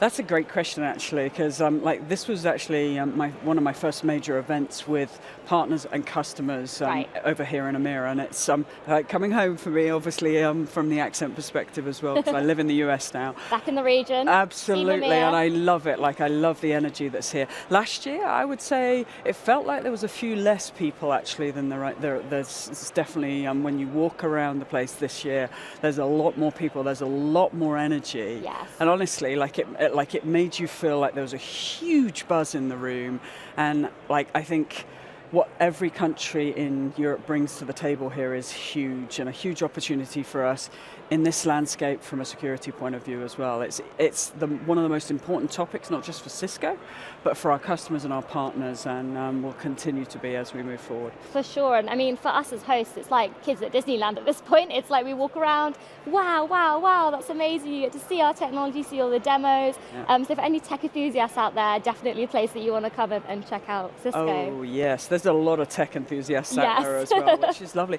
And a lot of people that are very supportive of Cisco as well, like long-term customers, long-term partners who really believe in the vision, the strategy, the direction that we're driving, and our ability to execute against that, which is foundational for us. It's all about our customers and partners. Exactly.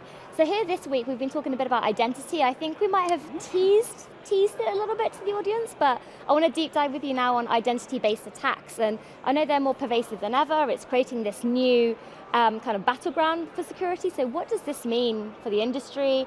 And what does it mean for Cisco, obviously being one of the security leaders here in the industry? Honestly, I asked the question yesterday with our press to say, can any of you that have received an email, received a WhatsApp message, received an IM or a text or any other form of chat or anything else in the last 6 months where it's been someone trying to fish in to kind of get you to click on a link or do something that will spawn an activity on your device, can you put your hand up? Everyone in the room put their hand up, not surprisingly. But the thing is, attackers have got more intelligent now in terms of how they're coming to each of us, and really the threat vector is from us as users, because the more they can impersonate us personally, the better. So it's your Netflix account needs updating, it's your Amazon account, it's your bank. Like, they know details about us because they've done their research to try and make it more personal. It's no longer a badly worded email that we get in our That's inbox. irrelevant and obvious, right? It used to be really obvious. I feel, I don't know if I thought I was outsmarting them, but I was like, this is really obvious, so I'm not going to fall for this. Now I get things and I have to think, actually, how do they know that I have an account with that company? Or... Did I change the password? Exactly. On it? Or like, and then that leads me to, I actually need to change my passwords again and really think about that differently. So like the identity landscape is more important than ever before. And we know over 80% of the bad actors are getting in through a user, right? Often through that email or text. And so it's been really important for us to think about that inception point into the device, the user, etc., and how we can come to market in a different way. We acquired a company called Aut not so long back, and they are an incredible technology that we have now integrated into our tech so that we can go out, ideally through a partner, because our partners are fundamental to Cisco's success, and really go to a customer and say, let me do an assessment on your identity landscape within your environment. By doing that assessment, I can check and balance what's going on with all the vectors that come into that account. And what it does, it gives that end customer a view of where their potential threat areas are. I mean, because think about it, not only are the bad actors getting better at impersonating these different kind of companies, but they're also finding ways in to take the identity, and it's kind of fascinating. They'll go for like the designer or someone that's got access to a lot more of the technology and a way in that allows you to transverse across the networks and get to somewhere that you absolutely don't want them to be. So that lateral movement becomes important. The second one that they really try and insert into is the CXO level. They know they've got access to everything within a company. So it doesn't matter whether you're in a sporting professional, it doesn't matter whether you're a large-scale retailer, or a manufacturer, a bank, regardless, they're targeting the CXO level to try and get in the door. I mean, how many of us have seen these attacks where they're pretending that the CEO of a company is trying to connect with us, and then they want us to go and get vouchers from the local store. I mean, like, okay, we can start to see that, but like, unfortunately, there's different people out there that don't always see these threats coming. So identity is foundational. Being able to provide that service where we can go in and make that assessment is critical. Using AI to do that as well, so that we can get quicker with our response times, again, foundational to the opportunity going forward. We believe identity is absolutely one of the most important areas that we need to focus on. We're obviously still in the network, and we still absolutely believe that's important as well, but yes, it's a foundational area for us. Wonderful, and there's lots of opportunities to see identity in the demos we have here in the World Solutions, and we'll be bringing that to you later this week. So I just want to ask you one quick final question. We've only got about a minute, Emma, so I know, really quickly. Where did that go? Yes, I know, really fast, right? You are obviously an amazing leader, female security CRO. Tell us from your perspective, how do you feel we're doing with diversity in security? It's a question I get asked often, honestly, and it's a passion area for me. So, like, this, as is security, by the way, very, very important. Like, we still have a lot more work to do. I don't say that as a female sat here. I say that we have work to do in all the aspects of diversity that we should be bringing to the table, whether that be veterans, people from different backgrounds, walks of life. It doesn't matter. Everyone should be included in what we do.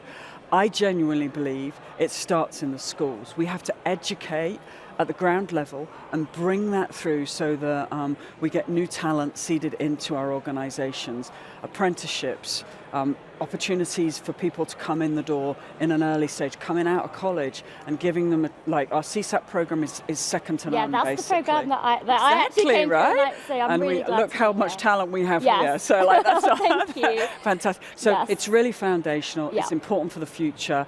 But as I say, it's got to be inclusive for all.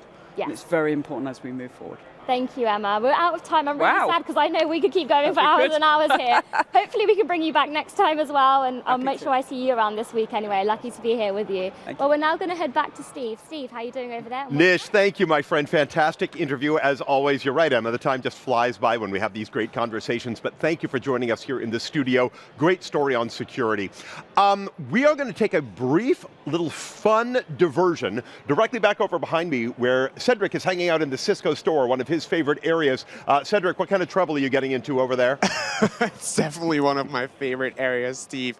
As much as we're learning at Cisco Live, there is also time for shopping, right? And we have some really great products here, and as you can see, my good friend Kaylee and I, we have even matching jackets, right? So it's actually also, besides the store, it is also trying to showcase the technologies from Cisco and partners to basically enable stores around the world. It's basically what I would call the store of the future. But Kaylee, we're gonna come and visit you later today. But what's one thing we already can give as a sneak peek? Oh, well, we've got so many things here at the store. All of the merchandise that we have at the store powers an inclusive future, so you are helping Cisco contribute to their mission. And on top of that, we have a ton of technology, new solutions, things that you can engage with. We've got tons of new product from our Meraki team. We may even have some sneak peek products that haven't been released to market yet. So we want to make sure that you guys come by. Awesome, great, and we will be back later, Kaylee. Thank you so much. We're gonna come back to you, Steve. I'll bring something.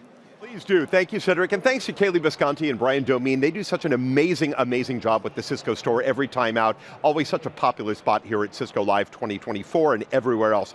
Before we depart security, I want to share something really cool with all of you that you may not know about that Cisco offers. I think it really highlights our dedication to creating secure infrastructures and trusted networks all over the world. We've got something here called the Security and Trust University program. So this is for interns and for new grads who would like to have a career in cybersecurity. So what we're doing is investing in people, processes, technology, policies, things that will train people on how to build a secure enterprise. And then around that, we have this great community of the greatest minds in the industry that are working so hard, but also playing hard and giving back while they help to expand knowledge and grow security careers. It is so cool. If you don't know about it, check out the Security and Trust University program. We are so proud of that here at Cisco. Thanks so much for joining us here on the live stream. We're going to take a quick break right now. I will meet you right back here in exactly 12 seconds. Here we go.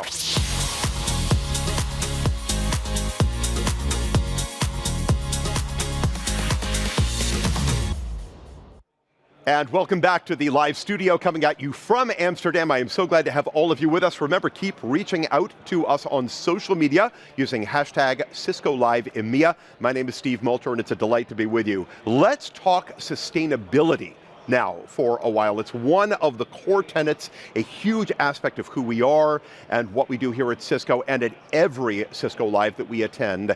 And we always love to talk sustainability because it's so important in the way we do business. We are charting the path for a sustainable AI future that is energy efficient. We are advancing circular economies. We are advancing efficient, smart buildings. There are so many ways that Cisco is leading the sustainability charge all around the globe. And right now, Rob Boyd is out in the sustainability zone to share a little bit of that with us. Rob, can you hear us? Yeah, look at me. Hey, sorry. Just heard you coming over here, Steve, and there's so much happening here in the sustainability zone. In fact, I'm going to try and cram in about 4 different interviews. But first, I want to get the lay of the land with Angelo. Angelo, you're Director of Sustainable Solutions. Explain what we mean by sustainable solutions and what it is we're working on here.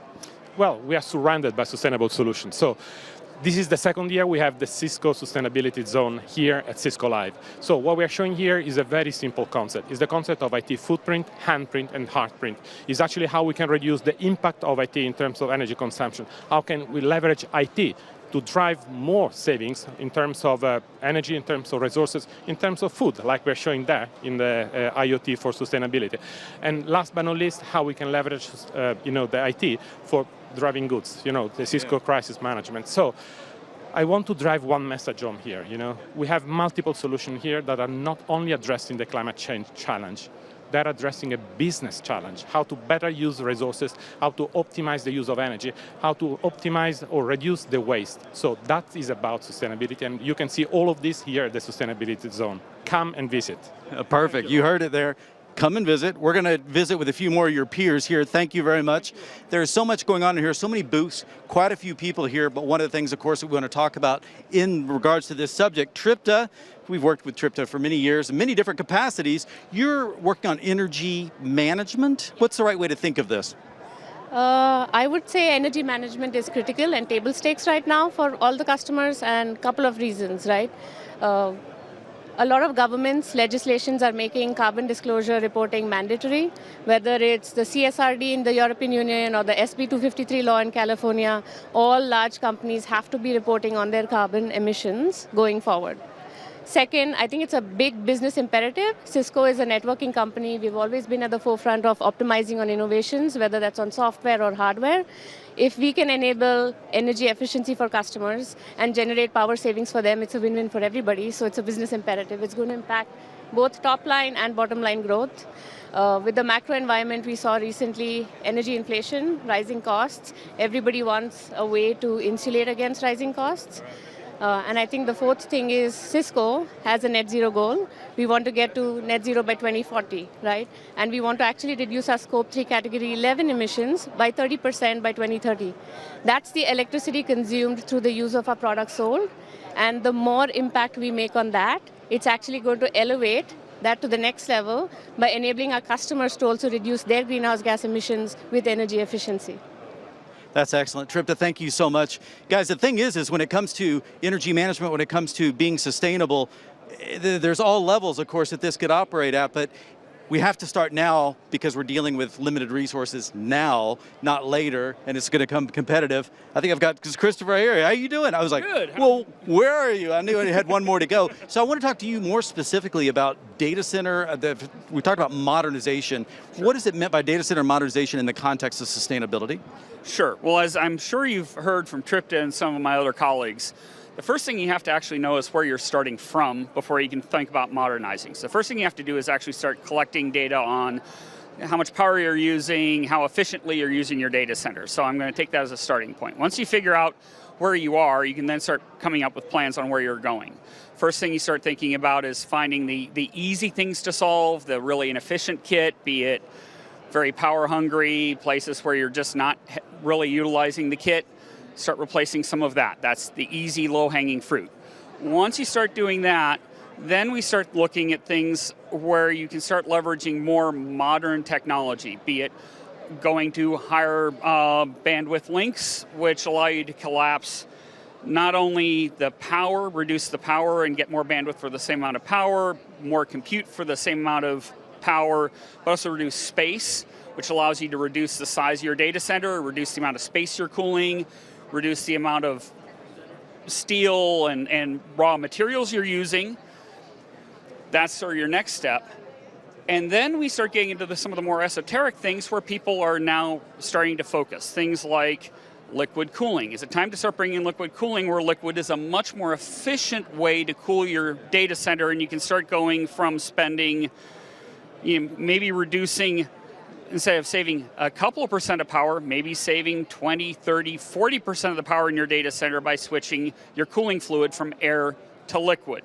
Switching from AC to DC power in your data center, which might save you, again, tens of percent of power by removing all the AC-DC conversions and DC to AC conversions. So those are longer term things, but as you start talking about rebuilding your data center as your power requirements go up with AI and other things, maybe it's time to start thinking about bringing in some of these more modern technologies. Well, it's funny because I think, usually we think of liquid cooling being so esoteric, but with the with the level of compression, with the level of size and consolidation we're doing now, there's no room for air to remove heat. It just doesn't work anymore, and we're seeing vendors build that in. I apologize if I cut you off, Christopher, but thank you. I got one more stop I want to make, talk about real estate. Let's see if we can catch on. Andrew's got a booth over here. There's literally something to do at every spot within here so that you can ask questions. Let's sneak in here. How are you doing, sir? Doing well, how about you? Very good. So Andrew, correct? Yes. So you're focused on real estate. What's important to understand about real estate in the context of sustainability? Oh, there are a few things that's happening right now, right? Some of our partners are actually looking at changing social norms after the pandemic, right? So a lot of things that how people actually interact with the buildings have changed, right? Going to the workplace is no longer mandatory, it's no longer a perk, it's actually a norm, right? So that means a lot of commercial buildings are going unoccupied, and for those buildings that are occupied, you have very volatile tendency because some people everybody choose to go to work on Wednesday maybe, but nobody on Monday and Friday, right? So the management of the resources, how you distribute that, and without actually compromising the user experience, is becoming more challenging, right? The second piece is actually sustainability.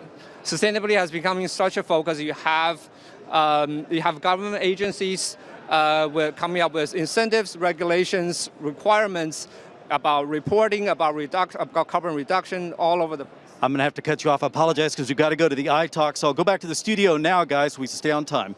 Thank you. Thank you, Andrew. Thank you.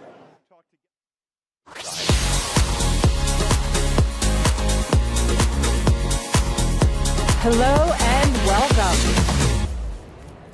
Thank you so much for being with us here this morning, here in the lovely, blustery, windy Amsterdam. You may or may not know, but part of the UN development goals, there's a color orange on here, also the national color here. Orange is for innovation, industry, and infrastructure. Perfect topic for today. The last couple of years here, we've been talking and setting a foundation for education and awareness of how to measure and what sustainability means for our industry. In the last couple of years, we've seen the number of countries jump for regulatory pressure and setting net zero goals. We know it's a business imperative, and the surveys and the data is coming at us, telling us more and more that CIOs and CTOs are playing a really important role here. And then, of course, there's this little thing called AI. And we're going to be very excited to dive in a little bit today of what a data center ready for AI looks like.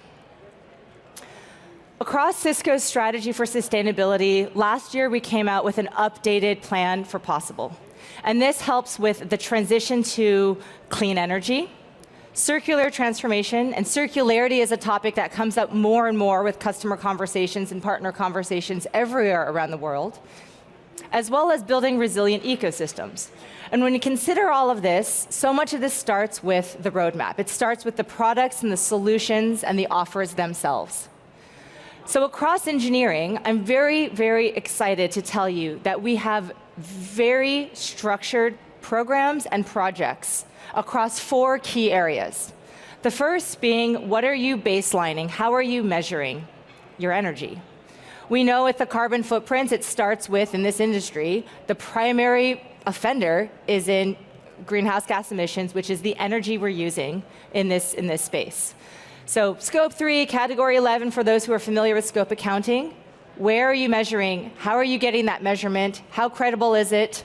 And how is that helping you track to your plan for net zero? Then you have software, and software has immediate impact. The great thing about software is we're finding things across our roadmap that we can do to turn off ports, to have things that are ready, not necessarily always on. And these are things that we're continually rolling out across our portfolio. We don't have to wait for a next product launch to do that. Energy management and software are going to continue to work hand in hand to optimize the energy consumption in all of our environments. Well, then let's go to hardware. Hardware, from everything what goes into the materiality and the embodied carbon of our products, that goes and helps our circularity conversation, but also the power and cooling inside of all of the environments. And the efficiency and new innovation, right? Bring it back to the color orange for the United Nations Development Goals. Innovation is what's going to help us leapfrog and not just do the incremental changes that we need.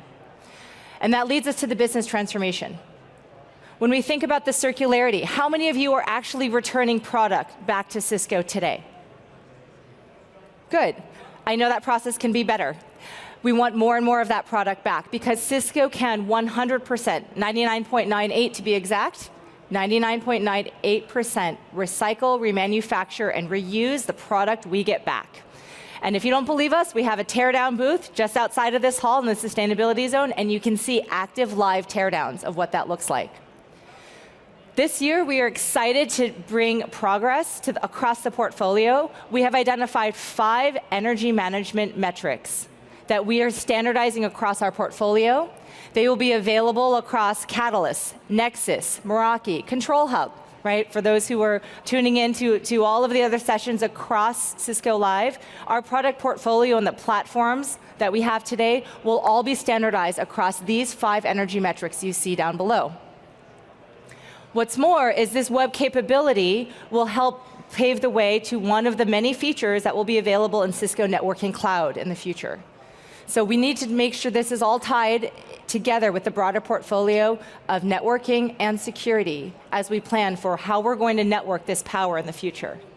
So between your energy consumption and the decisions you're making at where you are placing your data centers, where you're retrofitting those data centers, where you're building new offices, retrofitting offices, you can now bring energy management into the mix. Across Cisco's very vast portfolio, we are continuing to focus on smart buildings in the campus, internet for the future, and how the internet itself can be more and more thought conscious around carbon awareness, energy efficiency, carbon footprint, as well, of course, of our data centers. And I would be remiss to say there is a lot happening across all of these, and it starts with where you're measuring your energy management. If we look in the smart building space, we have a really interesting confluence of events that's happening around the world. We have an all-time global historical high of vacancies in office buildings. Thank you, post-pandemic. We have a changing workforce that's trying to figure out how much they're going into the office versus working from home. What's that fit-for-purpose environment? Real estate, we're seeing all-time numbers around the world of what they're going to do with some of these vacant offices and offices that are coming up for lease. Cisco's end-to-end portfolio, from Meraki to our sensors to Cisco Spaces, is helping to work inside of the over 30 different building management systems that companies are working, operators are working with, owners are trying to navigate, and technology is that common backbone. Across Internet for the Future, you've heard about our Silicon One chip for years and years. And the exciting thing, again, if you step outside and you want to take a look into our sustainability zone, you can see the changes with routed optical networking and RON, and the overall energy efficiency going to our 400 gig optics, 94% energy savings. Not to mention the size savings. And seeing is believing. You can see the size of the old transponders, the size of the new optics, more powerful, less energy. It's a good story all around. But I'd be remiss if I didn't say the huge opportunity we're all facing in the data center. And I'm really excited today to be able to bring my friends Jeremy Foster and Yusuf Khan. Jeremy is our SVP and GM of Cisco Compute, and Yusuf is here from Cisco Data Center Networking to dive right into data center. Thank you, Denise. Well, Yusuf, we are always excited to be here once a year. Of course. Not just for the weather, but for the great people. But then we're also always excited to talk about the data center. You are absolutely right. That's what we do. And the thing about the data center is there's a tremendous amount of electricity that we use in a data center. In fact, it's 1% of the world's power is used in data centers, and obviously that number is going to go up over the next few years. But it doesn't sound like much, 1%, right? But that's enough power, 300 terawatts, to fuel the entire country of Italy. And when you look inside the data center, you go, where is all that power going? Well, 43% of it is spent on servers, so to speak. And then those servers produce heat. So guess what? You have to cool them down. So that's where the rest of that heat energy goes, and now we spend even more on servers. So making sustainable decisions as we build products is incredibly important, and it's our responsibility to help drive these numbers down and drive the costs out for our customers. You know, you're absolutely right, Jeremy, and that's why it is critical for Cisco to take a holistic approach when it comes to data center design. And that includes our ability to optimize for price, performance, cost, scalability for both, not only just compute, but for data center networking infrastructure. We have 3 design goals in front of us. right? Number one is to help you increase your efficiency. And we do this by designing and building products that are reusable and that can consume less energy and produce less waste. Number two, we want to make sure that we give you visibility, real-time visibility. And last but not least, not only real-time visibility on your power consumption, but also give you historical trends on how you have been consuming power, what is the emission effect of that power on your environment, and then what is the cost of the energy that you are consuming within your data center. Because we believe that visibility is extremely important, and without that visibility, there is no sustainability. Yeah. Right? You have to understand how to measure and see what we can see. Absolutely. Is really, really important. Yes. And just by a show of hands, I mean, how many folks in the room have gotten larger IT budgets to now meet all the sustainability requirements? For those not in the room, guess what? Not a whole lot of hands went up. So we know we have to be able to help customers balance out how much time are they spending on innovating new power-hungry technologies like AI versus also meeting these sustainability goals, because we have to help do both. You're absolutely right, Jeremy. And that's why we fully believe that we cannot get on the road to innovation without the sustainability, and that is the first stop on our road to innovation. And we do this by building flexibility and scalability into our portfolio, right? We do this by building a portfolio that is easier to manage, less in complexity, produce less waste, consume less energy also. And that is absolutely critical for us, because scalability and flexibility in turn gives us cost optimization, right? And it also helps us in making sure that we are following the regulatory compliance also. And we've got to have the right building blocks too, right? Yes. And in the networking area, right? I mean, Denise mentioned about the AI workloads and the AI use cases, which are consuming tons of data. The east-west traffic is exploding, so the demand for bandwidth is also growing, and that's why we have designed the new set of product line and introduced last year, which is a 9800 family. And what you see over here are the two members of the family. This is 9804, which is a 4-slot chassis, and 9808, which is an 8-slot chassis, and it gives immense amount of power reductions to you, because 9800 is about 61% more power efficient as compared to the previous generation, which is Nexus 7000. But at the same time, it gives you great flexibility. It gives you 155 terabits of bandwidth in a Nexus 9808. And it also runs on a very powerful, scalable, and a modular platform, which is the Nexus OS, and managed by Nexus Data Dashboard, which is also very, very analytics and very modern in terms of its design and approach, right? Yeah, absolutely. And on the computing front, we work together to bring network fabrics together with compute to drive out a lot of that energy that you would spend in just like, say, a big rack mount deployment. But we're really, really happy and really proud of our UCSX platform, which is not only the fastest growing server platform we've ever built, but it's also the most sustainable servers you can put in your data center. And you don't have to take our word for it. Those little logos across the bottom, whether it's the SEAL Award for Sustainability or Silver Linings, on top of that, the CRN awards for things like usability, and to your point, having the right tools for customers to use to make it easy to operate on a day-to-day basis, that's really what brings UCSX to life. So if you haven't had a chance to check it out, head over to the World of Solutions, and we can definitely walk you through it.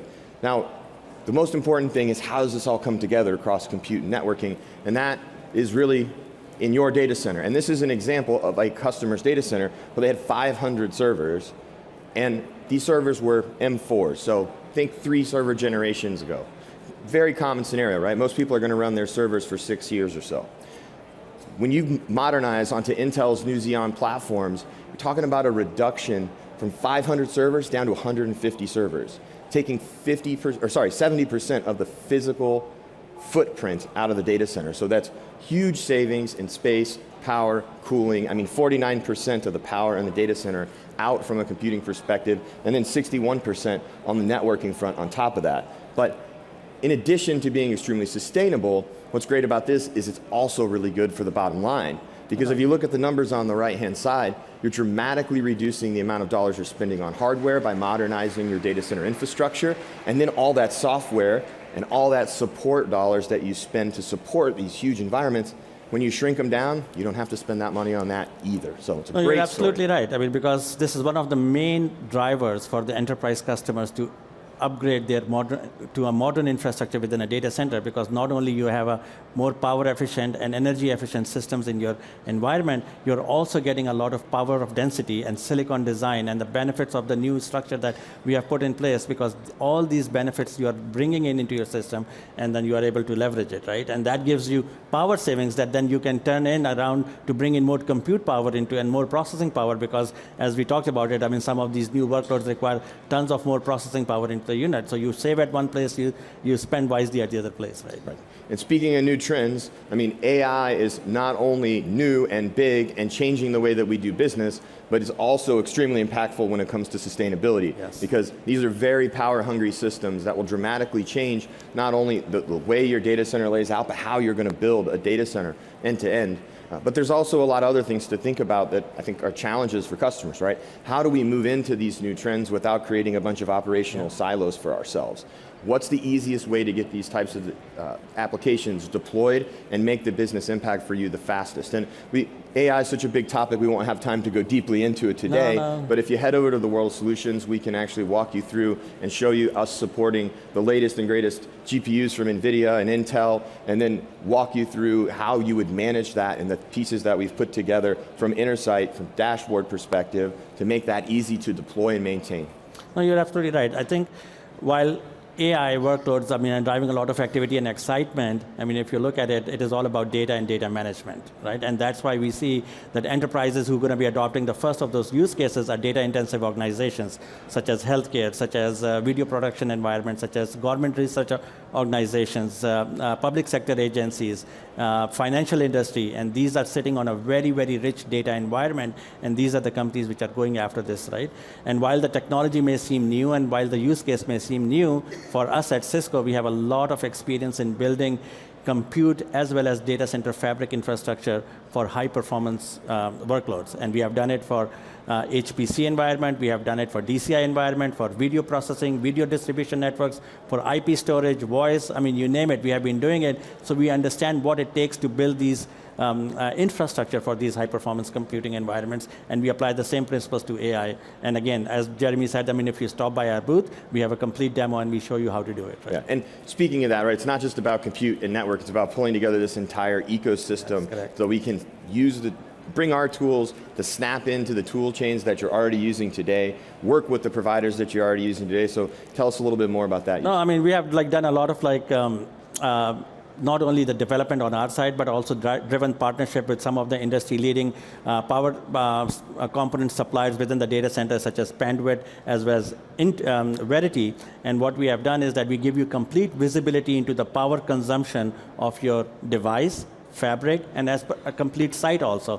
And not only just for the Nexus switches that are in the environment of your data center, but also anything that is plugged into a PDU within a rack, we have the visibility not only to the real-time power consumption, but also about the historical trends. We tell you how much power you are consuming, how much cost it is incurring, that power consumption, as well as what is the carbon footprint looks like. And we give you visible information and also historical trends so that you can make intelligent decisions with where you want to place your workloads. Right, and I think what's really great about how we go to market with these partners is how we bring together those Cisco validated designs or CVD documents, right? It's all about making it easy for customers to be able to deploy this entire ecosystem into one of these use cases you see in the blue. So whether you're looking to modernize your applications that are running in your data center, modernize your data center itself, we can help you with any of these types of use cases, working with these other folks within the industry to make it easier and to make sure you're deploying these environments in the best practices possible. Yeah. And speaking of customers, I think we have a really great one that I can't wait for you to hear their story. Denise. Yes. Thank you. Thanks so much, Jeremy and Yusuf. I am thrilled to welcome to the stage CTO and co-founder of Cluster Power, Vladimir Ester. Please help me in welcoming. Have a seat. You guys are in for a treat because, again, remember industry, innovation, and infrastructure. This story brings all of this together. Oops, here we go. Brings all of this together. Can you tell us, Vladimir, a little bit about Cluster Power? Well, Cluster Power, it's a company that currently owns and operates one of the largest data center infrastructures across Europe. We are talking about the first campus built specifically for data centers in Romania with a scalability of 200 megawatts. So we're talking about hosting 2 megawatts of IT load in a tier-3 certified environment, which can bring an uptime availability of roughly 99.982%. It's amazing. And why did you choose Romania? Talk us a little bit about the location of the importance for cluster power. I think it would be a good starting point to explain a bit the status quo of the data center industry. So looking back to 2019, before the pandemic, Europe was already going through an energy crisis. So the traditional markets for data centers across Europe, which are collectively known as the FLAP-D markets, the Frankfurt, London, Amsterdam, Paris, and Dublin, were already facing challenges with accessing the high voltage grid network. So basically having power availability to sustain the continuous growth and demand of IT workloads. So because of that, accessing this power was becoming a challenge. Also from a regulatory and ESG perspective, it has become more and more difficult to build. In Romania, we have a great energy mix. We have hydropower, you have nuclear power, and great renewable sources as wind farms and photovoltaic plants. So access to this kind of energy was much easier. Also from a business and perspective, Romania was sometimes called the European Silicon Valley because of the emerging and very vibrant IT innovation that was happening on one hand, and on the other hand, a great human resources available within the country. But those resources and those companies did not have access to hyperscale infrastructure. Yeah. So that was a big business opportunity for us. It's incredible that you had the foresight back in 2019 to put a location of a data center that's close to renewable energy resources. Here in the Netherlands, renewable energy is over 90% of the country's electricity today, right? And as we transition to clean energy, we're going to need more and more. Can you tell us a little bit about the sustainability benefits you've seen to date? Yeah, of course. So we had a very special approach on that, and cluster power actually comes from joining two industries together. Cluster comes from the IT side, of course, but power comes from our energy background. So what we've done right from the beginning is that we have deployed a 3-generation plant. I will explain it in a bit what that means within the data center campus. Basically, we have a microgrid environment from a utilities perspective, allowing us to be completely independent from the grid. We are producing our own energy that is powering up the data center, while doing so with a very innovative technology that mixes natural gas and hydrogen to produce the energy. With this solution, that allowed us not only to be independent, but also to be extremely, extremely efficient and sustainable at the same time. Because we are using heat recovery systems from the power generation plant, as well as from the data center itself. And we are turning this thermal energy into cooling. We're cooling water that is eventually going to cool down the data center itself. So because of that, we are now sitting at a PUE of roughly 1.1. This is the power usage effectiveness indicator that tells how much a data center consumes on top of the IT workload. And if we are comparing to the industry average, which currently sits at roughly 1.6, yep, the PUE, we're basically more economical with basically half of kilowatt for every kilowatt of IT load.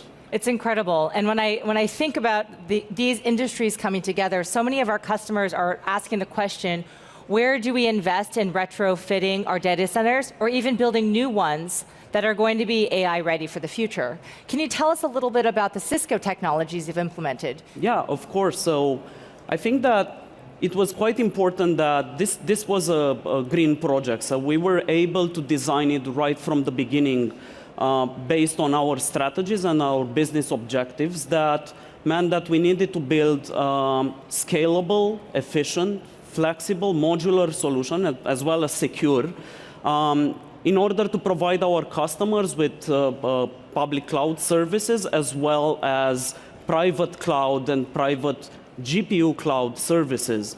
So in order to do that, we needed the right technologies and the right partners that would allow us to meet our objectives. So we have deployed the cloud computing platform is based on UCSX platform that is managed and orchestrated with Intersight. And we also have an end-to-end Cisco networking solution that has at its core, obviously, Cisco ACI built for the data center. So multiple features related to how we operate the environment, its modularity, its ability to scale seamlessly across multiple types of use cases made it a perfect fit within our story. It's incredible. We can't get too far into any of these conversations without asking, you certainly did not have the foresight in 2019 to see the explosive growth of AI. How are you seeing AI impact your data center operations today? So I wouldn't say that we saw this in 2019, but we already had partnered up with NVIDIA in 2021, and currently we are a cloud service provider that provides with artificial intelligence infrastructure as a service based on NVIDIA technologies. But obviously, during the pandemic and the big Gen AI boom meant that we had to change the way that we're looking at power densities per rack, the way that we're looking at the ways that we're cooling the devices. So one thing that immediately happened was that we had to put more and more power in the rack. Can you tell us a little bit about some of the innovative cooling technologies you're using inside of the racks? Yeah, of course. So I think that currently we are deploying two types of environments. One that are backdoor cooled.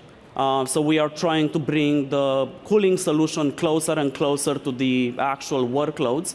So one is with backdoor chillers that are obviously chilled through the solution that I've mentioned earlier with the chilled water. So we're, again, very efficient. And we're now moving to direct chip cooling that allows us to scale currently at roughly 70 kilowatts per rack.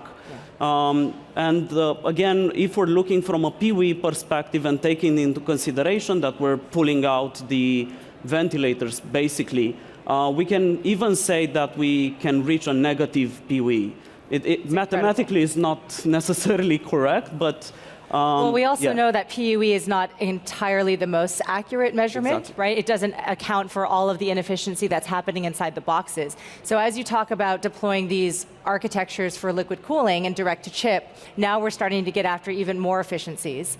It's incredible, this entire story, and I think about how do we replicate this model? We talk about DC microgrids as though they're a thing of the future. In fact, you've done it for a data center, so really commendable to you. How do you see us replicating this model across other locations, particularly in Europe?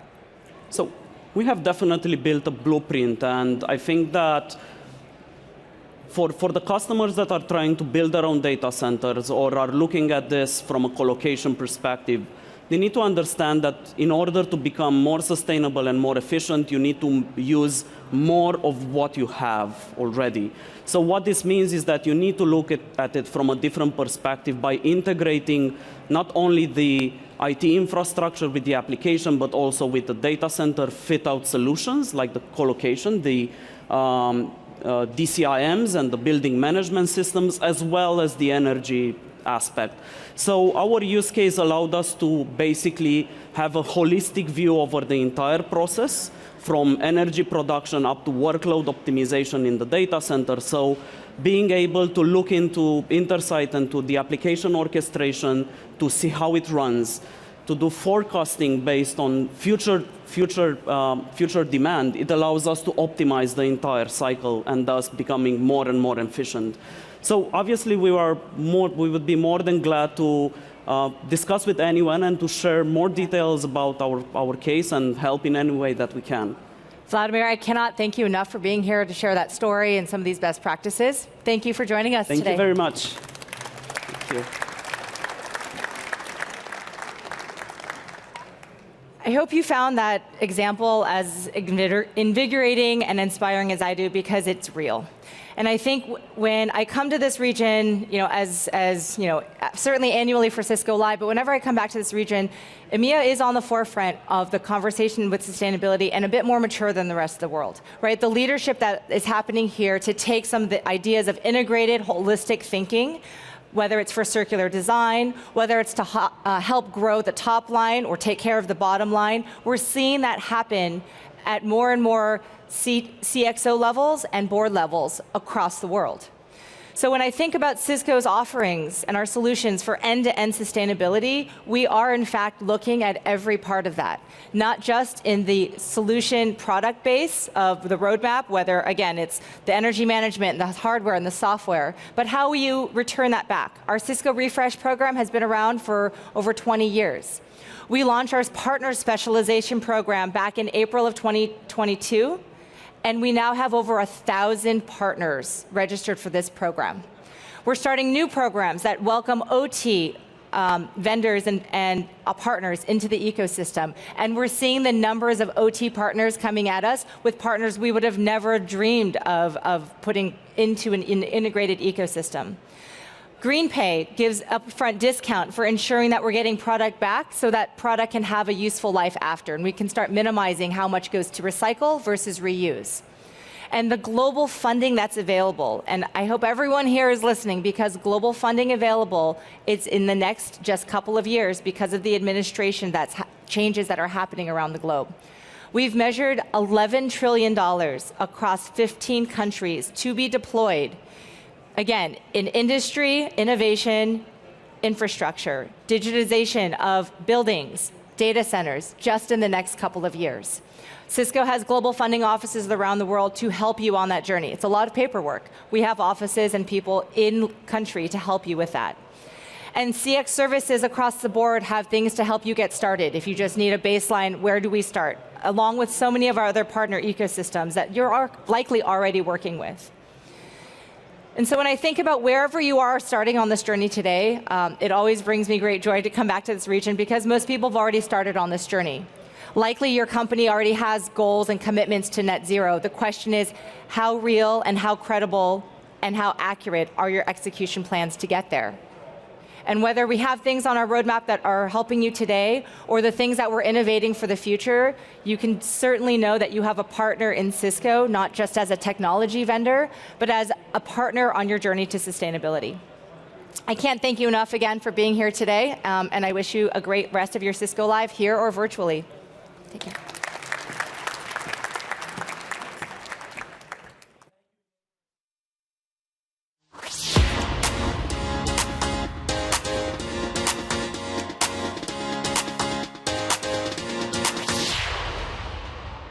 Hi, everyone. Welcome back into the Cisco TV studio. Thanks so much to Denise, to Vladimir, to Jeremy, to Yusuf. Really fantastic insights here into Cisco's global commitment to sustainability and to energy responsibility all around the world. This is a really powerful story. It's one of the many reasons that we are so proud to be a part of Cisco and this Cisco ecosystem. My name is Steve Moulter. I want to thank all of you for joining us here on the live stream from Amsterdam. We're just delighted to have you with us, coming to you from the RAI and Cisco Live 2024. Keep reaching out to us on social media, please, using hashtag Cisco Live EMEA and at Cisco Live EMEA. We want to hear from all of you. Our team will stay right here with you all day long through every innovation talk, every executive interview, every behind-the-scenes exclusive insight, and every single inspiring demo that we can bring your way. We have combined corporate social responsibility with inclusion and diversity efforts. Everything required to benefit people in communities all across the entire planet. Here at Cisco, we are really trying to build that power of the inclusive future for all. And I want to head out into the world of solutions where Cedric DeValder is checking out our Cisco sustainability leadership. Are we going to do that? Yeah, we're still in sustainability, aren't we? Yes, Steve. We are. Sorry, Cedric. Yeah. I just wanted to make sure I wasn't leading you astray. Yes. We still are, Steve. And I'm again joined by Andrew. I think Rob was here just a couple of moments ago where we talked about changing the social norms. We talked about sustainability, but Andrew, I would like to hear a little bit more about the technology part in itself. So why don't you give us a little bit of an update there? Absolutely. So one of the things that people look into, once they have the, let's say, need or demand to actually revamp their building infrastructure to build a smart building, right? They look at technology, and the technology has been around for intelligent buildings ever, I think, since the 1980s. That's when the term is coined. But the difference is technology today has never been more capable and actually more cost efficient, right? Take lighting, for example. We are actually replacing your old AC infrastructure in the ceiling. That's basically done with this, just with simple PoE, right? Power over Ethernet cabling. And the end result is a more capable lighting system, more sustainable power lighting system, while also at pretty much similar or plus or minus 5% cost for the deployment. So with that system, you get granular visibility and control, while at the same time, it's much more sustainable and just the same cost actually associated with it. So that's actually what's actually driving a lot of the changes in smart buildings. So thanks, Andrew, for that. So that's what we can do today already. But what's on the roadmap for, like, what's to come, right? Do you have some more input there? Yes. So what's to come, there are a few things right there. So what we're demoing here is actually one of the directions.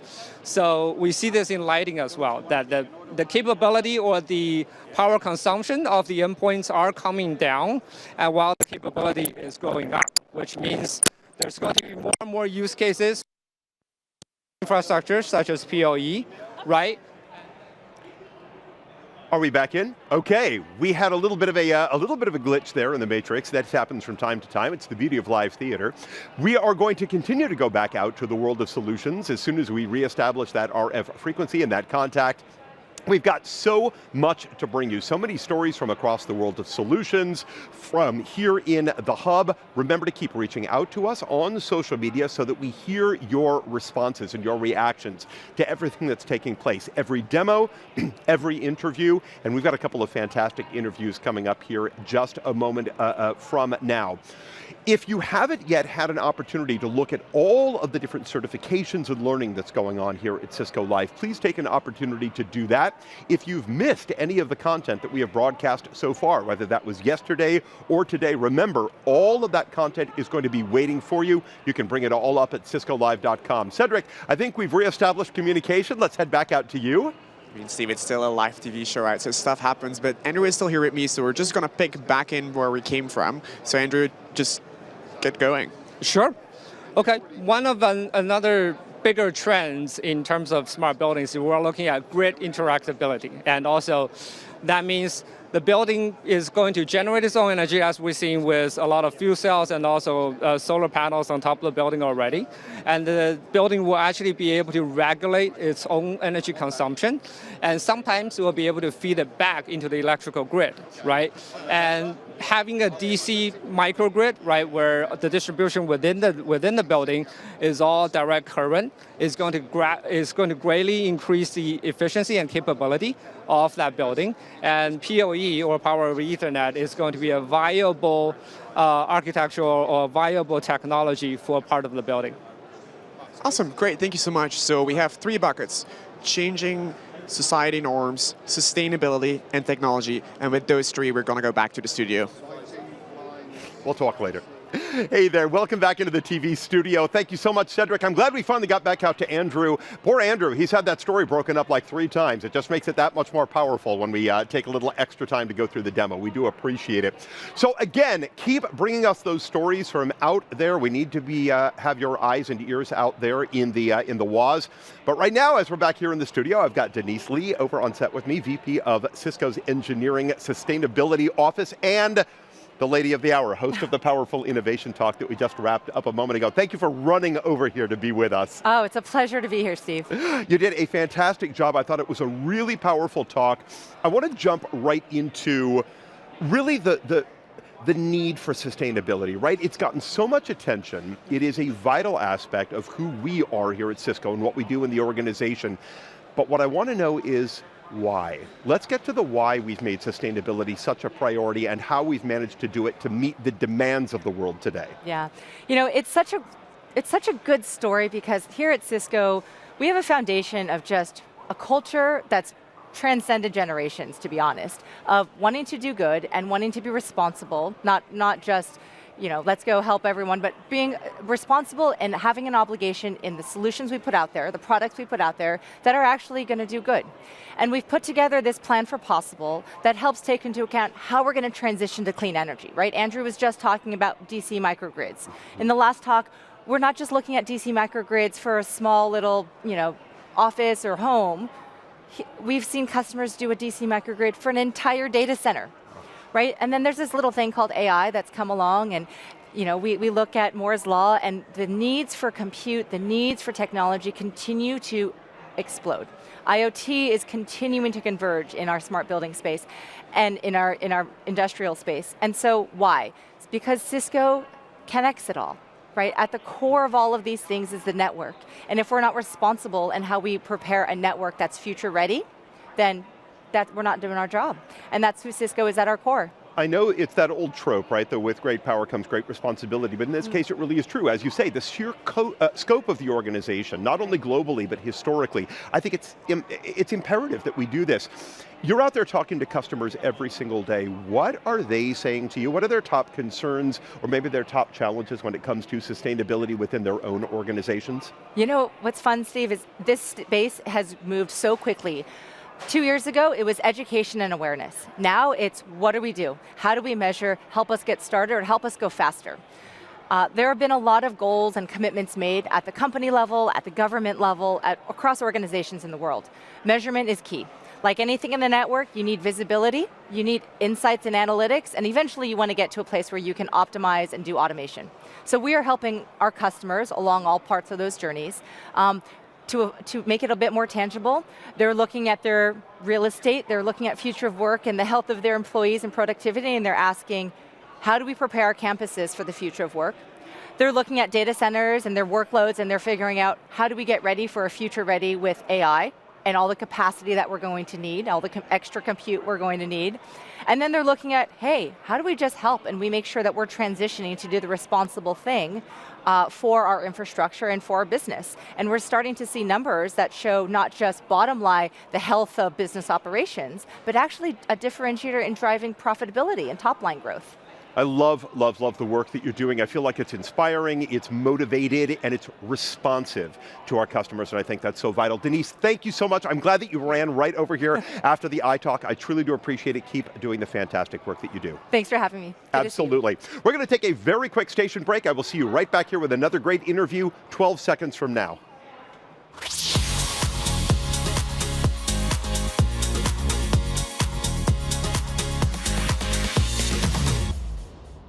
And welcome back to the Cisco TV Live studio. And now I'm on set with Alfredo Bouchot, our Senior Director of Global ENS Sales. Alfredo, that smile is just making my afternoon go well. How's the show going for you so far? Very, very good. We are having a lot of traffic across all our booths and presence. Crowds have been fantastic, and the engagement, I think, has just been particularly spectacular here on this event this year. We have been offering amazing AR and VR experiences at every event that I go to. We always take time. It gives people the opportunity to engage with our different applications, our different capabilities, our solutions across a lot of different industries and a lot of different sectors. What are we showing here this week in Amsterdam that's special? Well, we just talked about sustainability and basically the people being to see what's possible, what Cisco enables. You cannot bring a customer to, let's say, customer wants to see a hospital working. You cannot bring them to a hospital. So we want to show them the capabilities without getting into the really, like the bits and bytes. We want to be able to have them visualize their environment and see the new business with the new capabilities. So like when you open the faucet, the water comes out, that's how we want to showcase with the scenarios, right? So we show them what's possible with Cisco technology. And it's amazing when we allow people to do it themselves, it goes so much farther than explaining it to them. What do they always say? Don't tell me, show me. Now people can just go put on the VR sets, and the VR sets are getting better and better by the day. We can talk about that in a different conversation, but it's remarkable when they can do it for themselves, it just comes alive. What specific industries are these experiences for, and who do you think is really going to benefit the most from them? Who will really benefit? Well, the business buyer, the business decision maker. We talked about like sustainability, real estate, facilities. Not everybody can come to our offices and see them, so we're bringing those capabilities to them. But now we have experiences across many industries, manufacturing, public sector, transportation, sports and entertainment. Get the ability to go to a stadium and actually see what the stadium capabilities are all about. You don't have to be there. Now you can see it in virtual reality. It's very cool. I got to play with a bit of it when we were at Smart City Expo World Congress in Barcelona last November. I also got to play with it a bit at National Retail Federation when we had it set up at NRF in New York in January. And it's remarkable that people, by the time they're finished, they stand up and they walk away, and it's like the light bulb has gone off. They get it. They've been reading about these different capabilities, these different opportunities. All of a sudden it all connects through for them and creates a through line, right? Exactly. Was that your indication? Was that your guide with the team? Yeah, basically that's what we do. And now we have the opportunity to actually, when a customer says, how do I build this? We have a table for them to actually talk to an expert and talk about what would you really need to actually get this going and take to the conversation to the next level. Go into a little bit more detail on it. What does the table actually do? I mean, I assume this is customized to each individual customer who walks in the door? Correct, yes. Yeah, so they actually start having a conversation about what's your vertical, what is what you already have, what would you really need, and how can we take it to the next, basically the next level, right? Because at the moment, everybody, do you want to see a hybrid work demo? There's no hybrid work demo in reality. You have to see it all in reality, you have to see it working. So that's what we talk to them about. Like, what would it take, what pieces of the puzzle? Because everybody wants to see, can you give me a bomb for that? We need to know what they have, we need to know where they're going, and we build a plan for them. So that's what the conversation is all about. What about gamification?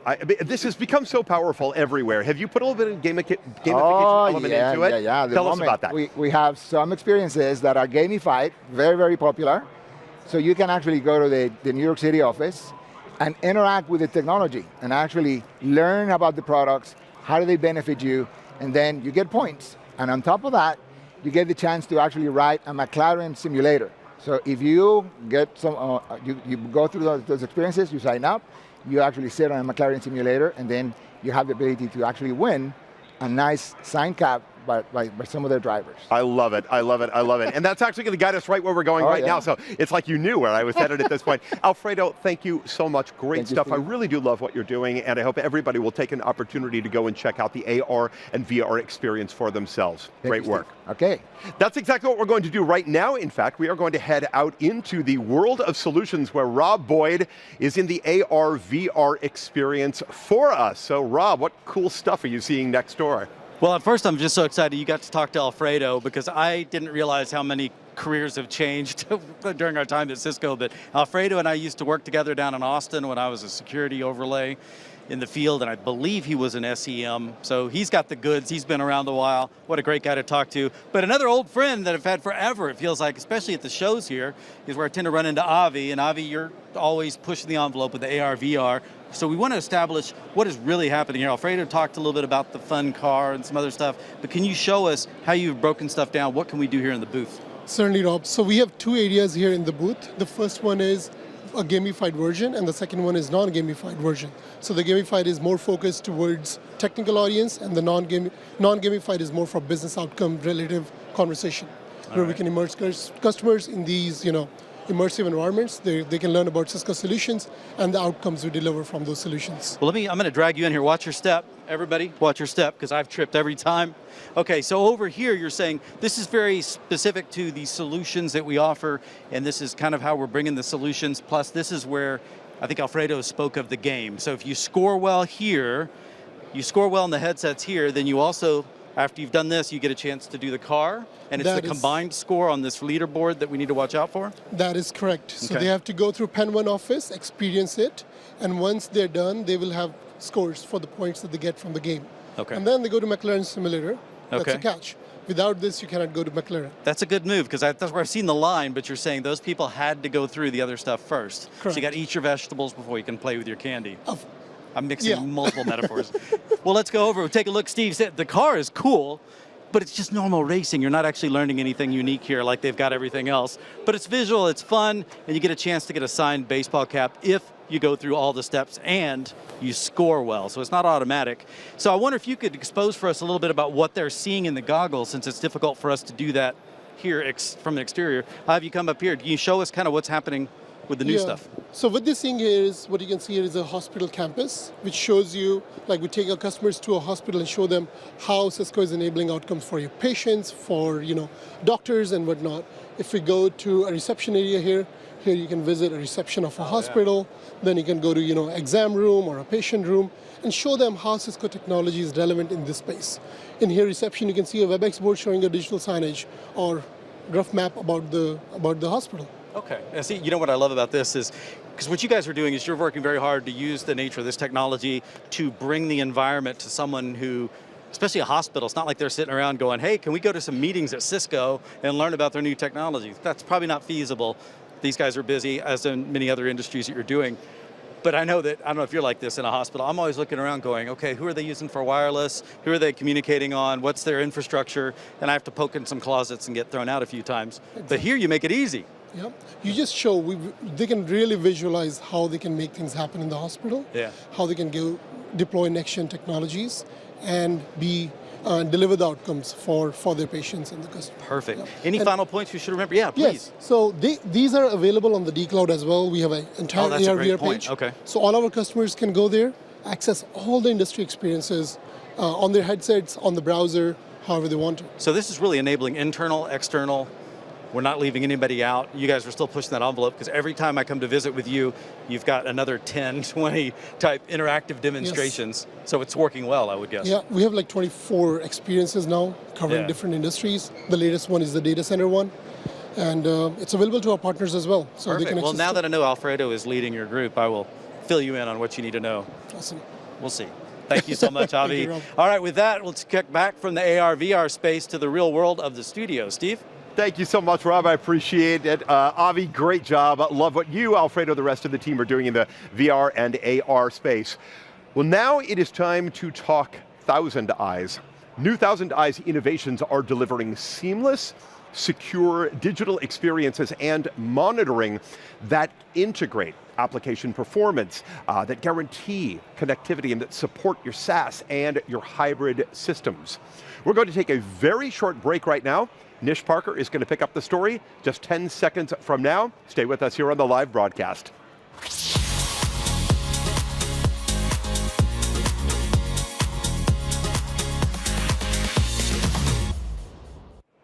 Hey everyone, it's great to see you here at Cisco Live 2024 Amsterdam. We're bringing you all the exciting action and we're here talking Thousand Eyes.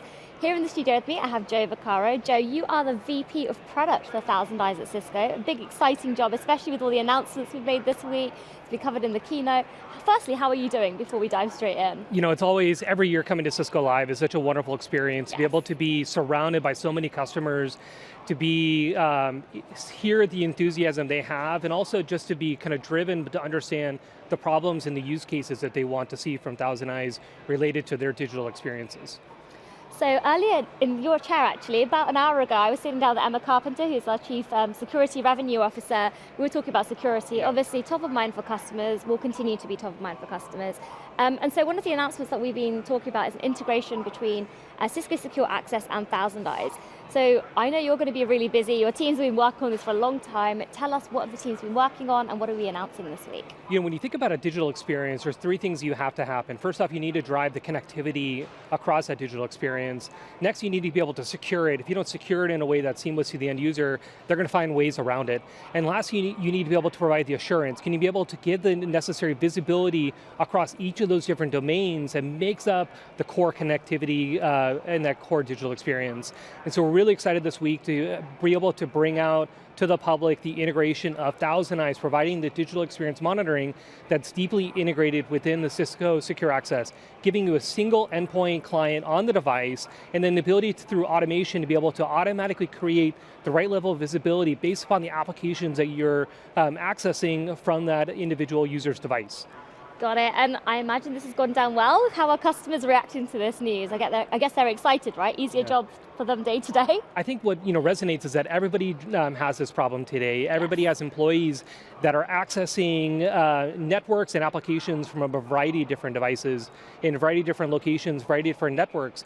And when you think about the problems that customers are trying to face, how do you identify and localize a problem, whether it's a device problem, a wireless problem, a local internet problem, maybe even a home internet problem, ultimately to the application. What Thousand Eyes really provides the power is the ability to easily see every network like you own it, and be able to quickly not only detect, but localize a problem across all those different domains that make up that digital experience. Awesome, and I know the Thousand Eyes booth, I think you can't miss it. It's right in the middle of the world of solutions, right? You've been meeting with lots of customers this week, I'm sure. What are some of the kind of top of mind things that are coming out of your conversations you're having? What people find is that, as we mentioned, digital experiences happen in a variety of different ways, and you need to be able to measure how these digital experiences are changing. We're talking to people about how we can be able to help them from mobile devices, how we can be able to help to localize issues even when they don't own the networks, such as their home networks, how we can be able to bring together different data to be able to solve new and unique problems.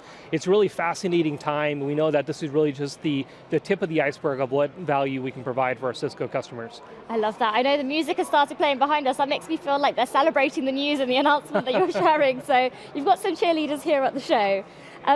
Now, this announcement isn't the only thing that we're sharing this week, so share a bit more for the people that are home. They're not here in the World of Solutions, maybe next year, but what are the other announcements we're making, and what's the excitement and the buzz around Thousand Eyes? This is just the next step in this journey to be able to provide the visibility that matters to our customers, be able to provide the level of proactive intelligence, and ultimately automate those workflows, be able to act on that, those key insights that we provide. In just the past year, right, we've announced integrations to be able to put our Thousand Eyes Vantage points into Meraki MX devices that's now generally available. We brought our endpoint agents into the Cisco Room OS devices, so you can be able to assure that digital experience from a conference room that you have. Now, this week we also are rolling out new capabilities to provide deep insights into the underlying devices that they have, to be able to correlate what's happening from a device perspective, such as the top processes that are running on that user's device while they're accessing those applications. We're also rolling out new capabilities with App Dynamics to be able to kind of further integrate the full stack observability and network assurance into one cohesive solution, as well as providing just additional capabilities in our dashboarding, making it easier to act on those key insights and be able to push it into the core systems for where the resolution happens. Amazing, Joe. Thank you so much for joining. It's always great to hear the amazing innovation and technology that is coming out. We're here on the World of Solutions. You can go and see it if you're here, play around with the technology. Thank you so much for joining in the studio. We're actually now going to head out to the World of Solutions, so over to you, Cedric. Hey there, Nish. It's getting quite packed here in the World of Solutions, and we just heard from Joe about some of the integration work that has been done by Thousand Eyes with Cisco Secure Access, and I have an expert with me. I have Marco with me, who is a product manager, and he's just going to give us a quick demo of what actually that means right now. So Marco, over to you. Yeah, thank you very much. So let me show you what we've done with the integration with Cisco Secure Access and Thousand Eyes. Essentially, what we're bringing is a unified dashboard for security and network operations teams, where you can monitor both your secure connectivity as well as digital experience monitoring from a single dashboard. So this is the experience insights as shown in Cisco Secure Access. It's going to show you the distribution of your work-managed endpoints across the globe, and I can check which ones are currently online. And from the distribution, I can go down and see the health of those particular endpoints. So this would be company-owned laptops and other devices. And then I can see how they connect to the network, what is their current latency, jitter, loss, Wi-Fi connectivity, and anything else that might be affecting the digital experience of the applications that they're using. The other thing that we're doing is we're measuring the experience towards the commonly used SaaS applications. So how does the connectivity to those applications look like from the Cisco Secure Access Cloud, AWS, Confluence, Dropbox, all the commonly used applications within a given enterprise. And what we're also providing is deep visibility into what is actually happening for a specific user on a specific endpoint. So in this particular case, we're zooming into a endpoint device, and what it is showing us is, how does the connectivity look like towards the local network, be it wired or wireless, and then how does that connectivity look like to the Cisco Secure Access head end? Is that connectivity okay, or is there something breaking? And this is important when you're talking about measuring the actual digital experience of the applications, because they might negatively affect what is happening, for example, with your collaboration suites, your voice or video calls, which is something you can then see down here. This particular user has been using WebEx for a call, but we can see that, first of all, the endpoint health is looking fine, and the WebEx application health is, for the call that it just made, is also fine. You can see the latency, jitter, and loss, and then you can also see the timeline of the WebEx specific health scoring. You see that there's been a short call over here. However, in this particular case, everything was okay. And the connectivity both to the Cisco Secure Access head end as well as the application itself is shown as completely healthy. So in case something was wrong, you'd be able to troubleshoot and dive deeper if cross-launching into the actual Thousand Eyes platform. So I think we have a little bit of time. What is coming up? Because I can hear that Thousand Eyes is leading the way, and I always describe it as the Google of the internet, right? So this is great with the integration work that has been done, but what's more in the pipeline? Tell us a little bit more. So obviously we want to go much deeper with this integration. We want to provide deeper visibility in terms of unified experience and for Cisco Secure Access. One of the important things that we've heard from customers is that they want to have a single workflow or a single dashboard to touch both the security operations cases as well as network operations cases. So really working on this unification and simple, seamless workflows. Okay, awesome, great. Thank you so much, Marco. We're going to go back to you in the studio, Nish. So great to see that technology in action with Thousand Eyes there.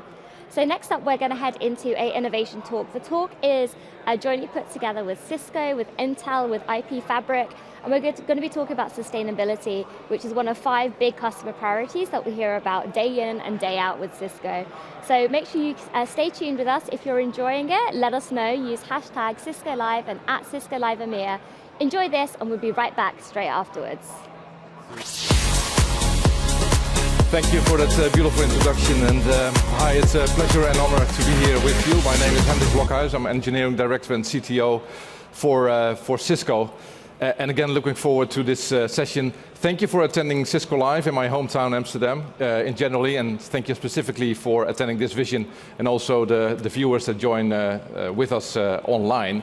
Now, I'm here with 2 esteemed guests from 2 companies, both active in the ICT technology industry, but from totally different angles. So I don't think it needs much introduction, but Intel, Marit, you being the Vice President there for Channel and Partner Sales EMEA, and Joe Kershaw, thank you for being here as well, from IP Fabric, market leader on networking assurance. And when we briefed each other, we said, well, we've been an audience to many of those boring panels.